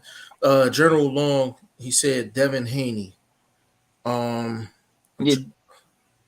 I'm not sure what he was getting at with that. Yeah. I mean, speaking of Devin Haney and coaches, shout out to Padman McGriff. That's family. Yeah, big shout out to Padman McGriff. He out in these streets doing what it do. Hold on. Hey, Padman, you out there with Too Short and them at the gym, man. I need you working, baby. You got asses and cheeks shaking in the ring, man. What's going on? I told him to save me the one in the pink for me. Save the one in the pink for me. Hey, I ain't gonna lie. I was like, man, I need a pair of shades, man. Where the dark meat at, baby? I'm about to go Just saying. Oh, man. But shout out to Padman McGriff. He's coaching Devin Haney for his next fight. And he's family of the channel. So. Yeah, big shout out to him. Man. And Short from town. Fuck with him. Yeah, for sure. God. Wilson Casado, big shout out to you, family. If you new to the channel, please subscribe to G5 Jeff TV. Please subscribe to Boxing First Vlog, man. For sure, we greatly appreciate it. He said, yo, I got respect for this Charlo, bro, but not the other scary cat who don't want to face top opponents like Benavidez or Andre or Triple G. He's soft. This Charlo was hardcore. Big ups. That sounds like Eddie Hearn wrote that, to be honest. Oh man, I don't know if I could do that, bro. I think sometimes fighters can overreach with billing and things like that. So negotiations can mess up fights more than lack of heart. I can't. You know what I'm saying? I can't. Charlo would say some fucking shit when it came down to Benavidez, though. Huh? I said Big Charlo would say some sucker shit when it came down to Benavidez, though. I can't name fraud. Yeah. I can't name fraud. Yeah, I ain't gonna say. I'm talking about when I'm bringing up the Andre situation. You know what I'm saying? Oh yeah. Okay. Maybe he oversold himself or expected too much. Like those sort of negotiation clashes. That particular thing, I don't know. I don't rate Andre that much better than Charlo at the time, or even right now. I downgrade Andre, and I still got Big Charlo on the same keel. You know what I'm saying? I think he can improve. I like Andre, man. I like Andre. I'm an Andre fan. I actually like Andrade. I like Andrade. I think he's a lot slower than at that time of the original fight perspective from what, 4 years now, almost? At least 3. Yeah, at least 3. Yeah. So but you also got to remember, Blunt, which you have to acknowledge, a lot of people have ducked out and pulled out of fights with him and have avoided Andrade. So I'm just saying in this particular, just based on this. No, I'm not Charlo. Yeah. Not Charlo. I mean like Golovkin, Canelo, Munguia, Billy Joe Saunders. Those dudes have all, you know. Munguia don't get talked about enough, man. Munguia don't get. He don't get talked about enough. That dude right there. I swear, he's the most protected fight I've seen. That dude, him and Ryan Garcia, bro. I swear to God, they're the most protected fighters. Been in a couple little respectable scraps. I get it, bro. I get it. I fucks with him. I ain't gonna lie, I fucks with Munguia. I like his style, even though he beat my guy. You know what I'm saying? And everybody, y'all want to hear first time interview? Man, I was blue in the game then, man. I was like a fish. Jeff helped me up with that interview with Toriano, man. That was my first little interview, though, man. I still remember that shit. Big shout out to Toriano. Yeah, you know what I'm saying? I know but I think he's been tested, though. He do need a big fight, though. He definitely need a big fight. Jeremy said Bomax trash. Wilson says the Charlo who beat Castano is real deal. The other Charlo is soft. Story life. Go ahead, bro. I can't argue if that's how you personally feel. But I was just trying to defend that particular scenario as if he's not even Mexican. Maul has said some things. To make a person say that. But he's not. Castano's not even Mexican. So I don't even know why he said that. Yeah, I don't know why he said that neither. Story Life said, "What's up, y'all? What's going on with your family?" He said it's been a bad 3 weeks for Mexican boxing fans. Castano's not even Mexican. He's not. Even take Castano out, it's still been a bad couple of weeks. You know what I mean? Wilson said Benavidez wants Charlo, but Charlo's scared. I ain't gonna lie. Can we go back to that Mexican John? Because the boy, that first fight on Showtime, man, that Puerto Rican boy won that fight, bro. It was some bantamweights. I don't think it was a title on the line, but it was like 2 prospects, two French contenders at 122. I gotta go back and do my notes, man. So many names in boxing, but I know the fight. I remember the fight. I was saying watching the shit, but I thought the Puerto Cat took it. So if you add that in the bad run for Mexican fighters, y'all kind of got one, but I think he lost in his face. Show it. Yeah, Wilson, he said, I'm a Mexican fan, but I have no doubt Benavidez murders everyone in his weight class, including Canelo. I mean, hey, he could. Weight class, to be honest with you, the best fight to be made is 68 is Benavidez and David Morrell. That's the best fight that can be made at 168. Nah, Canelo. Benavidez, Canelo. Who you say? Benavidez, David Morrell. I mean, Canelo. Bro, that's your guy, Vlog. Don't do that to me. Don't do that to me. That's your guy, bro. No, I'm being honest. I think Saul's a better fight. Me as well. I'm not saying but that fight's not boxing realistic. the boxer. Yeah, In fact, that's true, though. That fight's not realistic. He said the most realistic fight. He did say the that most fight's not realistic. That That fight's not realistic to me. Of course, Benavidez, Canelo. Of course. Like you know what I mean. So you said, so y'all basically saying right here, Canelo dropping them belts if he forced to fight Benavidez or whatever belt. He will fight Charlo or Errol Spence before he fights. But he's not fighting Benavidez. Yeah, hell no. Yeah, I think is this fighter. I need to holler at Emily. I think that's one of what's her name, Benavidez promoters. We follow each other on IG. Ain't been able to reach out to her, man, being so busy. But I wanted to ask her though, is this like a contender fight, number one contender sort of fight? I don't even. It must be some form of eliminator. It is an eliminator. It is an eliminator. Yeah, I don't. WBC. Which who? WBC. So even though the WBC stripped him, they still kept him. Yeah. Because remember, if I was him, this is just my personal thinking. As soon as I came back off suspension, I'm finding out who I'm ranked higher under outside of my original. Remember, WBO is Andrade Zach Parker. IBF is John Ryder. I swear he just beat Danny Jacobs. That's what I'm saying. If I was him, I would have found out and chased that route towards the belt or towards the possibility of seeing Canelo. Just y'all gonna do me dirty. You know what I'm saying? Like fuck that. You gotta win boxer and use some of your power. That's just me personally. I'd have been like, yo, if the IBF got me at 4, let me fight 2 guys and get the number 1 with the IBF. Yeah. What happened to franchise champions? Where did WBC give the up or something? They'll bring it back. Yeah. Benavidez is a mandatory. They'll bring it right back. Stop. They're gonna give me the regional. Yeah. YSM Sports Media, big shout out, bro. There are 3 types of trainers: one that can build a dog, one can rebuild a dog, and trainers that can do both. I consider guys that can do both great trainers. The others I consider good. That's how I see. I see exactly the same. I like the comment, but again, how many of them falls into that category? I mean, outside of that's why I'm struggling to give a number 1. Because you gotta. So hold on, let me throw this out there. To give a number 1. I'm gonna read that again. He said it's 3 types of trainers: one that can build a dog, one can rebuild a dog, and trainers that can do both. So if you build a dog, right? Hold up. Let me stop. That automatically, based on that right there, automatically makes Derek James the best trainer in the game currently. He's done that just with Jamel Charlo and got him to undisputed. I don't think that's the same though, because you just said, oh, he got losses and whoop-de-whoop. But you can make the argument. But you could make the argument, and I agree. I see where you're going with this, because I was thinking in my head as well. He did rebuild Jamal Charlo, and he rebuilt Errol Spence to a certain degree.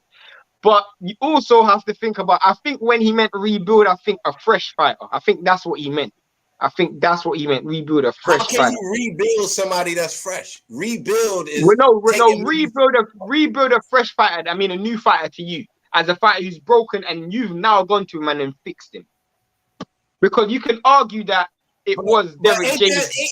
Isn't that doing the same job with somebody that's under you? That man took in the step back? Not if Derek James the reason why. I'm not saying he is. But if Derek James the reason for why Jamel Charlo lost, I'm not saying he is, by the way. But I'm saying if he is the reason why, then therefore he's just correcting his own mistake. I'm not saying they're doing it together. So isn't that the same? Rebuild. To correct the mistake. I feel like he meant rebuild a fighter that's new to you. But to me, that's why it's so hard to rebuild. That's almost building a dog. That's not a rebuild. No, because the fight is broken and you rebuilt him. Your new fight is a new You fighter. talking about it again? Going back to a fighter that may have lost one or two straight fights. All right, cool. Imagine Derek James, and he went and coached Anthony Joshua, and Anthony Joshua became undisputed. That would be a rebuild to me. This dude has reconstructed this dude and has made him an undisputed champion. So this is why we just want to get clear. For you, a rebuild would have to be a different fighter that lost, not a current fighter that you went back and corrected. So it has to be a different fighter. To me, but the word applies to both situations. No, it does. It does. You're 100% right. But that's why I say Jeff is correct when he says who actually falls in that category. And that's why I'm struggling to name a number one. Because obviously Emmanuel Stewart did. I think throughout the rest of this show, I think we've been finding out, just based on this statement from YSM, that Derek James is the best trainer in the game. Hey Shane, I think you're slowly moonwalking over to the Derek James. No, but you can also say Reynoso rebuilt Canelo after he lost to Floyd. You can make the argument. Reynoso developed a pack that they developed a world tour out in Europe. You know what I mean? They can put their concert hits out on. That's what happened. Timestamp that and put me up on Twitter, Playboy, because that's facts. I ain't gonna disagree with that. I ain't gonna disagree with that. 1 hour 35 minutes and about 30 seconds. But did Lomachenko's father rebuild Loma after his first loss in his first fight? First of all, yeah, because you could be rushing based on because there's a quick switch from amateur to pro. Yeah. So that it could have been a little bit of rush. But obviously he's good. He's proven that. And then you got to give him credit for the rebuild, bouncing back after the shoulder situation. I don't agree with the rush thing with Loma. I will say this. I will say this. On reflection, and when you actually consider it, I have to consider Derek James' rebuild with Jamal Charlo. So when you actually think about that, and I'm conceding to what Blunt is saying, I have to consider that this dude has rebuilt Jamal Charlo, because one of my biggest concerns about Jamal Charlo was his discipline. And in the first fight, Derek James was telling him the instruction. He just wasn't doing it. All of a sudden, he done it in this fight. That has to come from above. That has to come from your corner. Because someone in your team, obviously, I'm assuming Derek James, because he's the one who's coaching you, would have had to make you look back and reflect.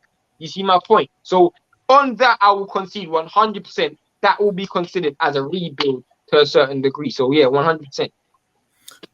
General Long says, I'm assuming he means Stan Jonas is stepped aside 2 times, so he will be in line first. I'm assuming he's talking about Stan Jonas. Can't have stepped aside. Yeah, he didn't step aside because he just got the man. He just got the mandatory with the Batayev win. Oh, you know what he's talking about? Is he talking about Spence? I think he was supposed to fight Spence. No. I know what he's talking about. He's right, because you remember Stan Jonas was supposed to fight. Oh, he's talking about the Ugas. Yeah, he's talking about Ugas got elevated to super champion. Remember? Yeah, he's right. Right. Yeah, I forgot about that. But technically, at the time, Jamal James was in the picture during the Beterbiev fight. I mean, not Beterbiev, Budabayev. Yeah, that's basically how it was. Stan Jonas fought, I think, who did he fight? It was Delorme, and Batayev fought Jamal James. The winner fought each other. That winner was then supposed, before that, he was supposed to fight Ugas. Yeah, he was. I do. You're right. He was supposed to fight Ugas. He was. And then Ugas was elevated. And they threw him a cupcake in Delorme. Yeah, Ugas was elevated to champion, and then they dropped him down and made Pacquiao champion, and then they fought each other. So that was the first step aside, and then the second step aside would have been Errol Spence versus Ugas. Yeah, well, I'm gonna put this out there. It's some. I think that's still one step aside because they knew the route that they wanted to go. I get what you mean. Pacquiao or Ugas. Yeah, I get what you mean.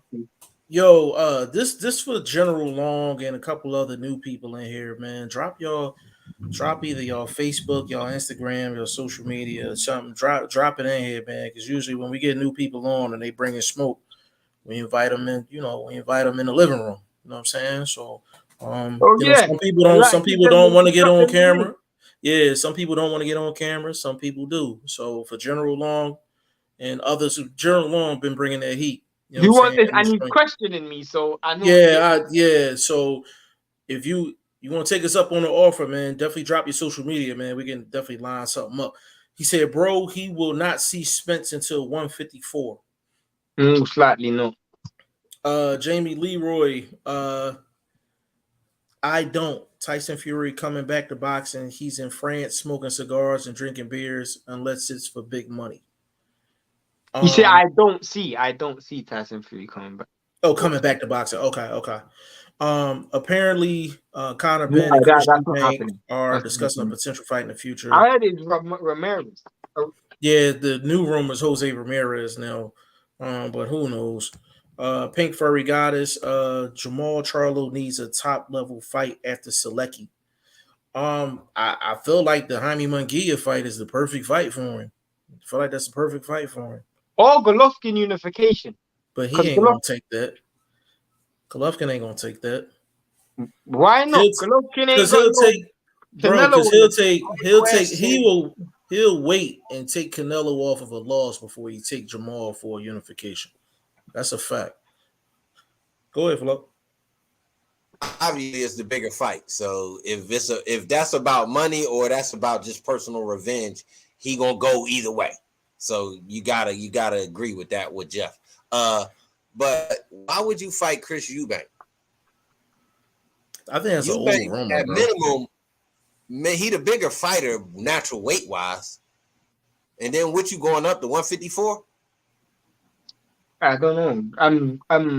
That doesn't make any sense to me. When they were negotiating Kell Brook versus Eubank, Eubank said the lowest he can go down is 156. Conor Ben isn't even a big 147. 47. So, that's what I said. Don't make no sense. It doesn't make any sense. That's crazy. Facts. Yeah, I agree. YS Selmy said at Wilson, that's an imperfect understanding of Charlo's situation. Andre turned down a multi-fight deal. Munguia turned down Charlo. Canelo turned down a 2-fight deal that included Charlo. I don't remember Andrade turning down a multi-fight deal, but I do remember he did. He did. Are you talking about 154? The Showtime deal. Yeah, that was at 154. Yeah, that's true. But that wasn't that Charlo. That was Mel. That wasn't Mo. No, that was Mel. That was at 154. That was Mo. That was Mo. When Mo was 154 champ. No. That deal that was on the table was more recent than the 154. No, the multi-fight deal. That's what I'm talking about. He did it. That's what a lot of people bring that up as well, and that's why I say a lot of people are quite misguided in that statement because it was a bidding war. Apparently, according to what Eddie Hearn said, and according to what Eddie Hearn showed, he had showed that he offered Jamel Charlo his all-time highest payday to fight Andrade. Then, in response, PBT had offered Andrade a fight, a 2-fight deal or whatever. But it was in retaliation to Eddie Hearn offering and Andrade has never been on a fight-by-fight deal with Eddie Hearn. He's always had fights on his contract. So offering him a multi-fight deal or a 2-fight deal when he's already on the contract is quite stupid. But yeah, again, it's one rule for one, not the other rule for another. And I'm always criticizing Eddie Hearn, but that is what, according to what Eddie Hearn showed. Right. But yeah, the thing with Andre is just, I wish he would have took the PBC deal because it's just more action. No, but Jeffrey, that's not true. That's not true. I don't know who said that comment earlier. Remember when they were saying something about how Charlo had ducked or did some ducking around with the Andre situation? This goes to prove it's not really about the fighters all the time. It's these negotiators. No, I agree with that. The reason why or something like that. sorry to cut you off, but the reason why I disagree with you and I don't believe that there's more action is because when he signed with Eddie Hearn, Canelo, Golovkin, Munguia, Billy Joe Saunders were all signed to the zone. Morata, they were all signed to the zone. Hey, vlog, watch this. Watch this mic drop. Action that he has access to. But he's supposed to have access to. He signed into their promotion company. He didn't have it. But at least hold on, but with the PBC deal, he actually had fighters locked into the contract. That was my point of me saying that. But fighters locked in. Remember, he signed with Eddie Hearn after signing the Billy Joe Saunders deal, so he did have a fighter locked in the contract. Bro, bro, Eddie Hearn is the worst promoter for black fighters currently in boxing out of the upper echelon promoters, and even he's worse than any of these under-tier guys. Undisputed, Sugarbird, these guys do better with their African American international black fighters, so to speak. I mean, I don't understand what Eddie Hearn is doing. But bro, I personally believe, bro, it's not even the fact that it's a black fight. The reason why I say that, it seems to be. The reason why I'm saying I think it's a personal vendetta when it comes to Andrade, because you got Danny Jacobs to fight, and that's another dude who was on the zone at the time. He got Danny Jacobs to fight. He did Danny Jacobs in his last fight. But my point is, he's been able to get the people in his. No, that's true. But he's been able. They using Danny Jacobs because he was a springboard for Canelo. He was. I mean, if we're keeping it real, like he has. I think it's personal when it comes to Andrade because of. I agree with that. I still think my statement stands. Look what happened with who just left him with the PBC. What's the boy from 47? Somebody Rashidi Ellis. Thank you. Cold as ice over there. With all that competition, international 147 competition, come on, bro. You got this dude fighting once a year. How he gonna get towards the world title? Again, that's a fact. And that's my point. These black dudes. That's all I'm saying. But we already hear about Bob Arum and them, but these dudes got world titles at least. Like, you know what I'm saying? You can't. But at the same time, though, as well as I agree with you, he did build his foundation and his company on black fighters. He built his company on black fighters. Eddie Hearn built his company on black fighters. Now he's got Canelo.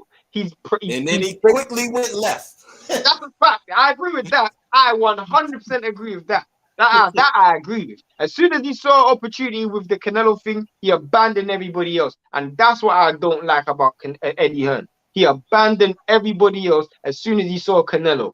And that's what I don't like. But I feel like a lot of people give Andrade stick. And Jeff just was about to do the same thing. But in all fairness, he signed to the dude who supposedly, if he had done his job properly, he would have had the most opportunities, bro. Let's keep it real. Now, let me also say this to just poo-poo on Eddie Hearn. If you had that much invested in AJ, you would have had input on his boxing improvement and him staying this marquee package. You want him tip-top. Everybody talking about this an amateur trainer that he rocking with, blah, blah, blah. You gotta, if you're that keen into these boxing streets as a promoter the way you should be, you gotta be able to put your foot down and be like, say, man, it's too much talk. We got to really tighten this ship. There's X amount of dollars on the table. Who's not going to say, yo, start bringing in such and such, start bringing in such and such? But Eddie, the truth is, Eddie Hearn doesn't know about boxing. You can tell that by his matchmaking and the fact that that's my point. This dude said last week, yeah. This dude said last week, and I swear to God, I'm gonna find it and I'm gonna post it. This dude said, should we start counting arm punches? Punches that land on the arm, should judges start counting those? Shut up. What are we talking about?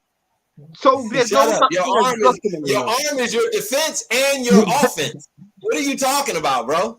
He said, should we start counting arm punches. So when you're doing a high guard, if someone hits your arm, we should start counting those as scoring No, punches. you know what he's gonna say? I need to get that clip because I got a I'm clip that I put on TikTok that would be perfect. Because he would think that would have been a counted punch.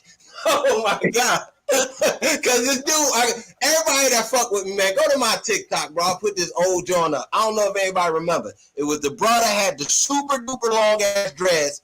He was nice and buffed. I don't remember what fight it was. He's not no marquee fighter. But the announcers are so terrible that this brother threw this weak ass right hook. It missed by like a mile and a half. And dude was like, "Oh, that one would have did damage." I was like, "What the fuck are you talking about, bro?" So that's Eddie Hearn type mindset when it comes to boxing. He's just a dude with a bag that's playing in the streets, bro, so to speak. Yeah, he's very good verbally, and he's got very good promotional skills in terms of actually speaking to the public media, and he's got money, but that's where it starts and stops. Yeah, he's an idiot. YSM Jabel is undisputed because the fights are on his side of the street. Benavidez seems like he only that's kind of like smoke. Benavidez seems like he only calls out smaller fighters, but hasn't responded to David Morrell saying he will give him the beating of his life. Well, I've always said Benavidez is a weight bully. This dude ain't no 168. This dude is you know what he's like, bro? You know when you got like your wife, you know, she's got them old pair of jeans that used to fit her when she was in high school, and she's still trying to squeeze into those jeans. That's what Benavidez is right now, bro. He's still trying to squeeze into his weight class. He can't make it, bro. Yo, some of these tenders still built like they in high school. What? An hour 51 minutes. That's a timestamp. Blunt, yours is what, an hour 35. Jeff, get the buck. That's what Benavidez is saying. Get the buck. Yo, that's funny. Yo, that is funny. Bro, I got two mic drops today, man. That's a productive show. Hold on real quick. He said now Batayev was supposed to fight Ugas, not Stanionis. What? I'm pretty sure it was Stanionis. I could be wrong. Don't quote me on that. I can't remember. Stanionis. Stanionis was supposed to fight. So what happened, bro, is Stanionis was supposed to basically they was gonna start like a 4-man tournament. Yeah. And Stanionis was gonna fight Ugas, and then Batayev was on the other side of the equation. Yeah. So they basically slipped Stanionis a couple dollars, let Ugas get the Spence fight or the Pacquiao fight at that particular time before he got hurt. Fight. Right. Because and then Pacquiao was supposed to be Pacquiao was elevated to full champion after they were trying to make that unification. Yeah. I think it was Stanionis, bro. Joseph Wilt, you think Fury is retired for good? Fact. He will be back. I do. He loves to say he is retired, then come back. No. But the reason why I think he's retired is because I saw something, and YSM's gonna love this. I saw something where it says, basically, this whole MTK Global thing. I don't think he's coming back, though. I don't think he's coming back. That's a good reason right there. You don't want to put yourself back in that limelight situation. Start asking questions. You fall in that Rico. It's easy to fall in that Rico. As Young Thug and them fall up in that Rico real quick. Hey, listen, them Rico charges come. You toast. You toast, man. If I'm correct, MTK Global had something to do with the Dylan White fight, at least with the purse bid.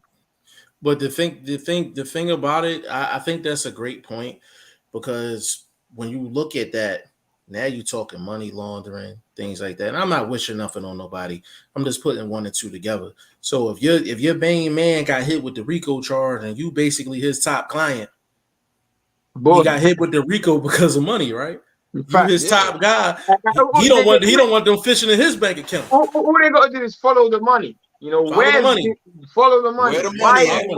Why is Top Rank or ESPN paying Kinahan this money? Well, it's gonna go back to Tyson Fury. Why y'all think Top Rank dropped that shit? They were like, hold up, our bank account gonna start getting questioned. Push back. What you say? Literally. Oh man, we ain't taking no calls from over that way. And you know, they got an ESPN deal. ESPN is Disney. Disney's not having no part of none of that. You know what I'm saying? William, Disney's fighting in Florida right now. They got their own issues they got to deal with. Right. Wilson said he got Biz to take care of. Who is Morrell? He is irrelevant when Benavidez has business with Plant and Charlo. Canelo is a payday. He wouldn't mind that. They is a bonus. Morrell who? Morrell is someone. I don't want to see Plant fight again in my life. So with Plant retired right now, I would sleep so easy. He is the worst fighter that's ever walked into a ring. The worst champ. You know the dude that fought F.A. Jaguar. He walked into the ring and the just bell walk right out. Yeah. That's Caleb Plant, bro. That's Caleb Plant, bro. He's a bum. David Morrell is an accomplished Cuban fighter. Cubans, they got that big support wave, and then you got to look at him on that Lomachenko realm. You're an accomplished guy, WBA, Continental bells. So I think he actually had like a WBA in title or something like that. So he actually came in with some steam behind his name. It's just maybe they're waiting to position him towards these top guys. And, they giving them cupcakes in between and he's dispatching them.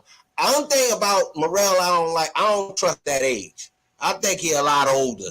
Because y'all got to remember.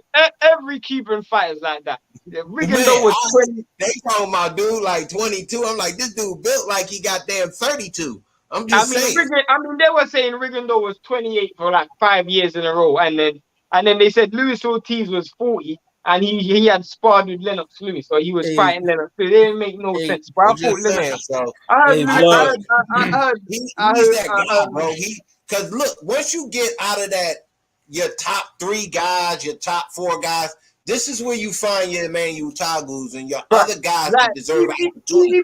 Even Luis Ortiz was sparring Joe Louis, so it don't make a difference. This dude was old.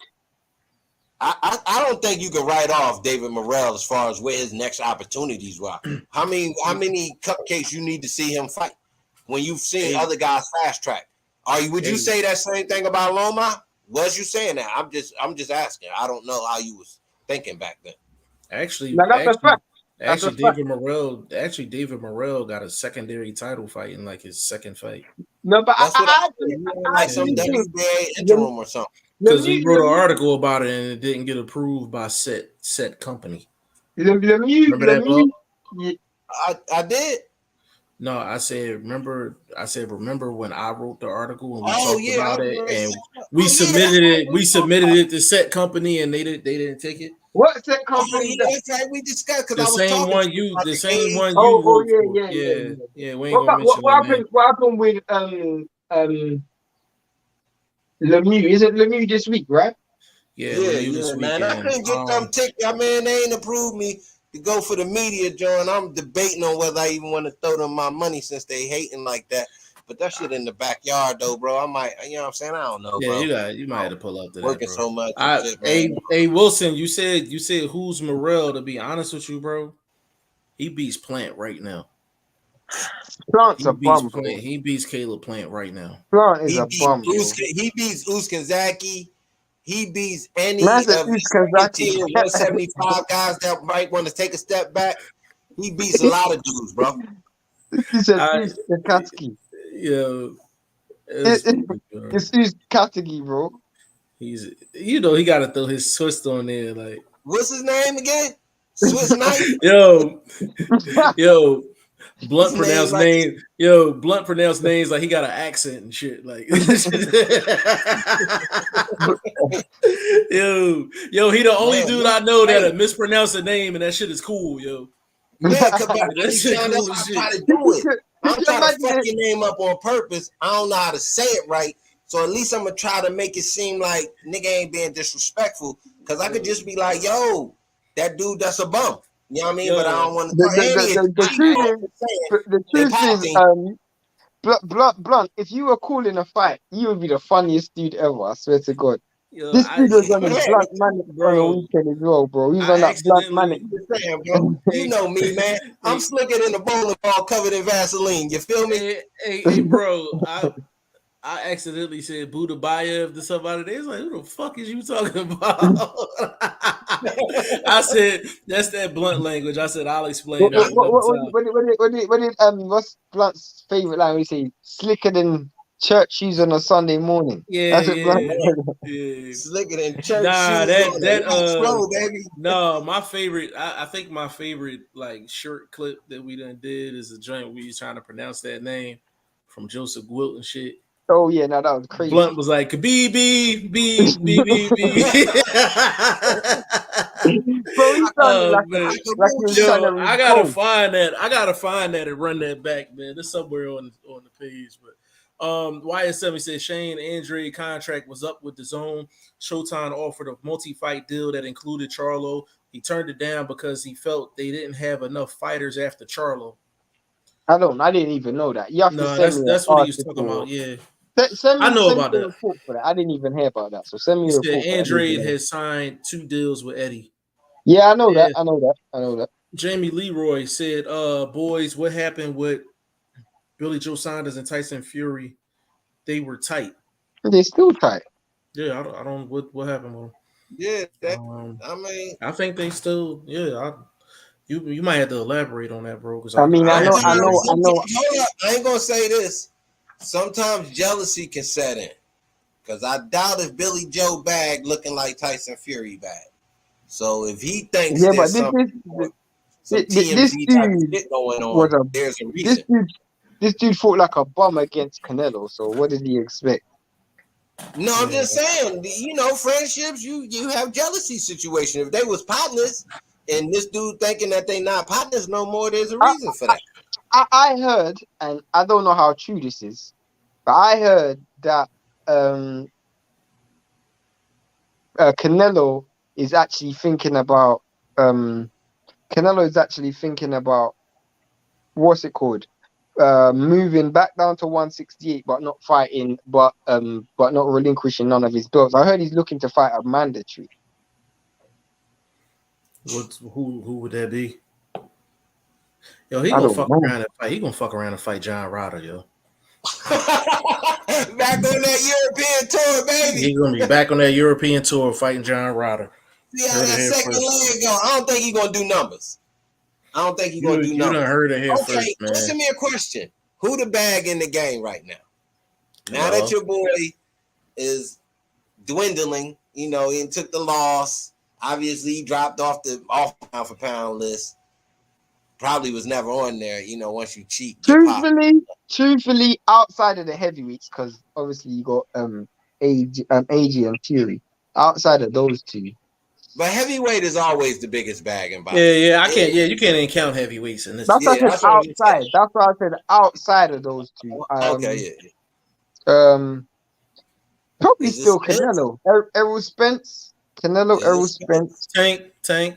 Tank Davis. Tank up Tank. But then, there. bro, are we What actually Latin saying fighter? Tank's the bag What and he Latin done fighter? 50,000? Outside of Canelo, what Latin fighter? I'm gonna say that's isolated.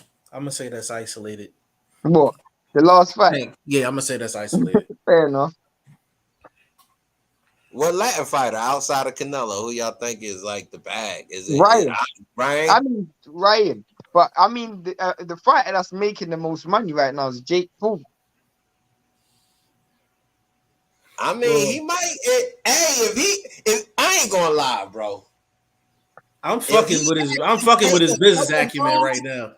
I ain't gonna lie, bro. If he actually take a couple dudes, bro, that money situation that he talking about could wiggle him into a situation with this dude. I was, bro. I'm not going to fucking lie. And he's a dude I was thinking the same thing. He believes in himself so much, he'll probably do that in 1 year and get your boy by 24. No, dude. You know why? You know why I was thinking the exact same thing? Because Jeff, who is calling out Jake Paul every day? Who's calling him out every day? Every day. Oh, Tommy Fury. No, not just Tommy Fury. I don't know who else is calling him out every day. Bradis. Is he? Bro, did you not know that? I didn't Brady's know got that. a tattoo of Jake Paul on his leg. He literally been calling this dude out go onto his Instagram every single day. There's a post of him wanting to fight Jake Paul. That And is my point, embarrassing, bro. Brady's want exactly, that bag, bro. That's all that shit that about. exactly. We're But that's talking a about good fight, though. But ain't Brady's 175? no, Brady's cruiserweight, but that's my point. We're talking about arguably one of the best fighters, No, like that he definitely too top big. 20. He too big. That ain't a good But fight. of He course gotta not. fight somebody 175 and under. But my point is this: like, if let's say Jake Paul fought a Tommy Fury, if he beat a Tommy Fury, which is likely, or which is not likely, but it's possible, we're talking about a dude who would invest in himself, bro. He would invest in himself to get the bag, bro. So that's why I'm agreeing with Blunt. This dude could actually find himself in a situation where he's getting he's getting a vacant strap, or he's getting a title defense or a big name. You see my point? I'm actually being dead serious when I'm saying this I've been dude. seeing this shit quietly. Him making these managerial moves, getting more of This that backdoor dude is info. smart, bro. I'm He's That's what fucking I'm smart, with saying. bro. I I'm ain't gonna fucking with lie, his bro. business acumen, yo. I'm not. You know, I've been a little bit of a, a hater. You know what I'm saying? And I don't like to admit that, but I'm seeing how he wiggling.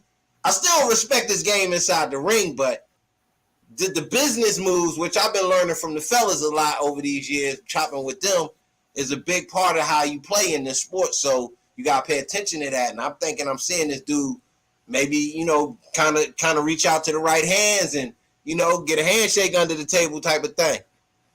Yeah, And the truth is, we've seen corruption in boxing, bro. All this dude needs to do is go 12 and he's winning the world title.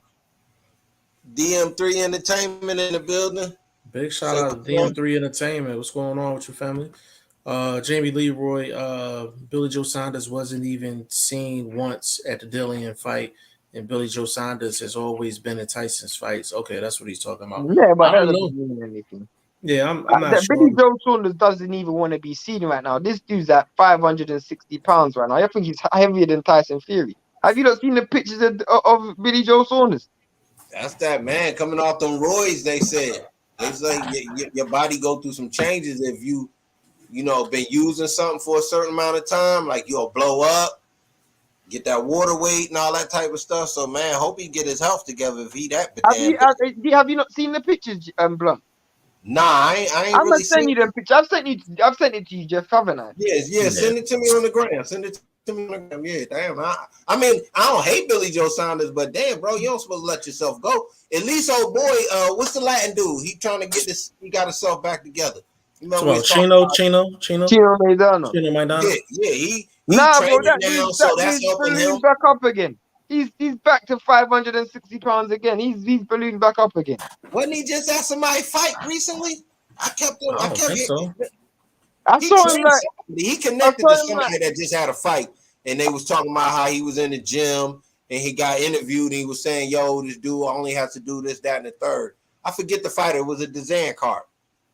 It may have been from like a couple weeks ago, but I had to double back.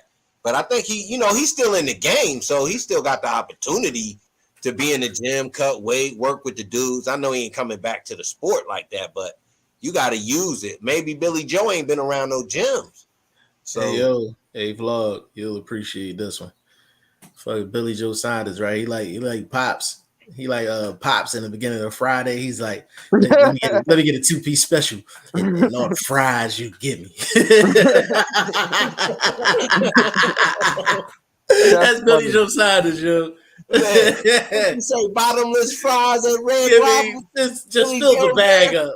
Just fill the bag up to the tip. Just fill it up to the tip.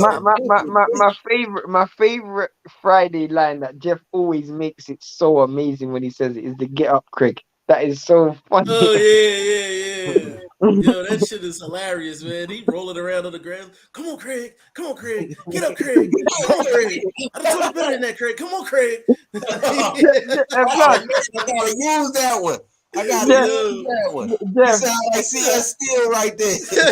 All right. Could you imagine you being knocked out on the floor and your dad just saying "Get up"? Like that was just so hard. Yo, he was rolling around. Man, I'm expecting my dad to put foot. You don't, you know what I'm saying? You don't put foot in somebody's ass for knocking me out. Don't worry about me. I'll wake up, motherfucker. I said, I done told him better than this. I done told him better than this. He gonna be a man. But I get it, though. You know, one-on-ones, man. You know what I'm saying? I grew up in that era of one-on-ones, so you had to get it in. So Yeah, it was a mismatch. I ain't gonna lie. Nah, that's a fucking fact, man. We close this drawing out, man. Yeah, bro. 2 hours I gotta get out this dough. 2 hours and 10 minutes strong. Yeah, man. Hey, vlog, give me your social media, bro. Boxing First Vlog, man, right there on your screen, YouTube. You can see the live playbacks, whatever. Doing regular videos, boxing news, hot topics, things like that. Expect some videos popping out this week. You know what I'm saying? Got the little schedule twerk, so I'm able to get back in the laboratory, as Jeff likes to say, and do what I do. So look for me on IG, boxing number 1 VOLSTVOL. You know what it is. Number 1, man. Put the 1 where the word first is. Goddamn it, shit. And hit us up on the revised G5JeffTV.com. VP Shane working on that as we speak. Bro, it's not even me, bro. They're trying to stop. We're waiting on one thing right now. One thing. And the truth is blunt. I spoke to them. Me and Jeff's been corresponding with these people, and they're literally just prolonging the inevitable. Like, the truth is blunt, and we'll speak off camera. We're working on something so big. I get you, bro, but them motherfuckers in that login scenario that they had cracking, they got to fix that. That shit ain't gonna fly. Well, that's part of what we trying to fix. Okay. That's part of what we're trying to fix, bro, because right now, like, the options that we're getting, it's not like they're just I don't know how serious they think we are right now, because they're responding to us, but they're responding to things that we've already said in the original email. It's to the point we need to set up like a Zoom meeting or something. Like, literally. Because I mean, you got to put your foot on some of these people next, man. You know what I mean? You know how it is. We spoke to them last week, and everybody who's listening, it's in relation to the next season. We want something for the next season of the Fantasy League. So they're really prolonging it, and it's going to be worth everybody's while. It's going to be in everybody's benefit. Everybody who joined last season's Fantasy League, it's going to be a chance for everybody to make money. Everybody's going to be making money this season. Everyone. Facts. Everybody. So we're just working on something right now. We're doing something that nobody's done. That's what we're doing. We're doing something that we already set precedent. Google News and articles and Fantasy League. We've already done that. We're setting another precedent. We're going one step further, but they're just holding us back. But we can't hold us back for long. Hey, Shane, I had mirrors selling out all over the country at one point, man. Literally, mirrors going flying off the shelves, baby. You know what I'm saying? JB Leroy said, "Okay, boys, later. Keep up the good work. This channel was fire, man. Appreciate Season 3's coming as well, bro. Season 3 coming, bro. Even if we got it, if they not talking what we talking, and we got to take our show somewhere else, we willing to do that as well. You know what I'm saying? Shane, give me your social media, bro. I_am Shane, the number 1. And blunt, you know the craziest thing? Normally it's the money that messes things up. The money's already been that's already been down pat. It's everything else, bro. I know politics, man, the technical issues and all that nonsense. People don't understand your words. You like, what do I need to come spell it out physically for you? Like, that's literally what we got to do. That's literally what we got to do. Bro, I'm gonna tell you, we'll speak tomorrow. We'll speak to you. And you had to let me know when you're not asleep so I can call. I'll be feeling bad. I'm gonna call y'all when I get off tomorrow before we go live. Okay. All right. Cool. That'll work. Start breaking down these fights for this week. So that'll work. These cards and shit, and we'll start. Craig Richards versus Buatsi is a fight I'm really looking forward to. Yeah, that's a good fight, man. I want to see what Lemieux do. I mean, Lemieux got some pop. So we didn't speak about Yoka versus Bokoli neither. We gotta talk about that. We gotta talk. We gotta talk. Really upset, bro. Hey, vlog. I'm on the train coming back from a conference, right? So Shane brings up the fight. I said, "Yo, I think Bokoli gonna make Yoka fight a fight he don't want to fight." I was like, "I think Bokoli can win that fight." Shane was like, "Man, you fucking crazy, man. Yoka gonna win that fight." Yo, bro, he was like an 8-1 dog, bro. I was pissed. when I went to go bet this shit, bro, it wasn't on the site. The little site that I mess with. But see, this is part of the problem that we have. Like last minute, y'all took it off. This is the problem we're having with the company right now. That's the problem that we're having with the company. We're having with the company right now. That's the fights. That's a problem. Yeah, that's the problem. Oh shit! I know. I'm man. FanDuel, they terrible with boxing, bro. Fucking terrible. Yeah. Them fools had me pick a UFC fight, trying to, do a little parlay situation and shit, get a little coin, because it wasn't, what I'm saying, wasn't enough for Charlo. You gonna drop 200? You know what I'm saying? Come on, bro. Let me mix this up. Drop a half a note. You know what I'm saying? How much did you win? Huh? How much did you win? 118 off the 50. And how much did you win last week? I gotta go check them numbers and shit. I just messed up. You're on a winning streak right now. No, FanDuel touched me the last 2 days, man. I lost both basketball games, and then I lost like 4 baseball games. So, but when I do the other website with the boxing, I'm running. But the boy, the heavyweight from Alaska, man, Australia, man, he went down there and got his bell rung again, bro. The dude that's like 12-1, the Gallon dude who walked out that interview, who walked out the press conference, bell rung again. And I said in my preview, I said, "Oh boy, dude, he long. He got issues with fighters that fight long." And that other cat whose name is hella hard to pronounce, he was fighting long, and he got to him again. So yeah. I missed that one on there, but I got all the rest of them. So I'll be close. So tap in, man, if you want to, you know what I'm saying, get a little bit of tips, get a jewel real quick from my OG. I got you. I do my homework all the time. Yeah, that's a fact. I'm on a 2-bet winning streak at the moment. A third one will get me Will Stokes money for the season 2. I gotta have set company fundraise that one. So Will Stokes, I'm working on that season 2 package, baby. I'm working on it. If I hit the night, I'm gonna go grab that tomorrow, go deposit it, slide that thing to you. We'll be ready for season 3, man. I'm all over the place, man. Facebook, Instagram, Twitter, G5 Jeff TV. Vlog, just to let you know, Facebook, between my personal channel and the actual boxing channel, we did about like 4 and some change. We did like 400 and some change off the joint Saturday. And Twitch done numbers as well. Twitch did numbers as well. These combined numbers, man, they're gonna have to start respecting them, man, because we don't bring them, you know what I mean, that smoke. But that's what I'm saying. Like it's like when because we're on so many different platforms, this is what I be trying to explain. And this is the beginning. This is only the beginning. I swear to God, this is only the beginning. You only can see. You can't judge us by one platform. You can't judge us by one platform. So we are right now. We're distributing to 6 platforms, and this is only the beginning. Like literally, only the beginning. Yeah, like it's crazy because I'm like, we did 50. We did 50 on Twitter Saturday. We did about close to 500 on Facebook. You know what I'm saying? We did numbers on Twitch. And then we did numbers on Vlog channel too. And then numbers on your channel. Right. Yeah. So you have to add it up across a whole board. And the board's not even complete yet. We chop up the clips and put them on Instagram. So yeah, like, and then every time we chop up and put it on social media, we doing triple digits every time. So I'm like, you can't sit and look at Vlog channel and be like, oh, well, they ain't doing no numbers, or look at mine and be like, they ain't doing no numbers. You literally have to add up 10 different locations, literally. Mm-hmm. And there's still 2 of them we haven't even established yet. We haven't even introduced you to 2 of them. So it's gonna be like 2 BS. Oh, but remember, BS brings so much. BS brings so much. Yeah, that's what I'm saying. Like, you know what I mean? So you got that. So you got that, and then you got the DJ Vlad play. That's the second one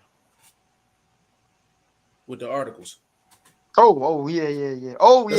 That's what I'm saying. Like, we got 2 other moves that we ain't even put y'all onto yet. So when it's all said and done, we gonna have 12 different locations.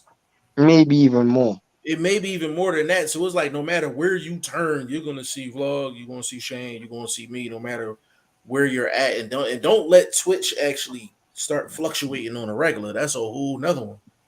Facts. So listen, man, we're gonna be back tomorrow. You know what I'm saying? We definitely got to talk Yuka Bakoli. We didn't talk about that. We need to start breaking down these fights for this weekend, and something's gonna happen between right now and tomorrow, and that'll be It another always topic on does. the show. Something Something always does. Something always does. And if I lose this bet, you're gonna hear me snapping tomorrow, as soon as the show start. You know what I'm saying? So listen, on behalf of VP Shane, boy Boxing First Vlog, and G5 Jeff TV, we will be live tomorrow, episode 92. Appreciate y'all.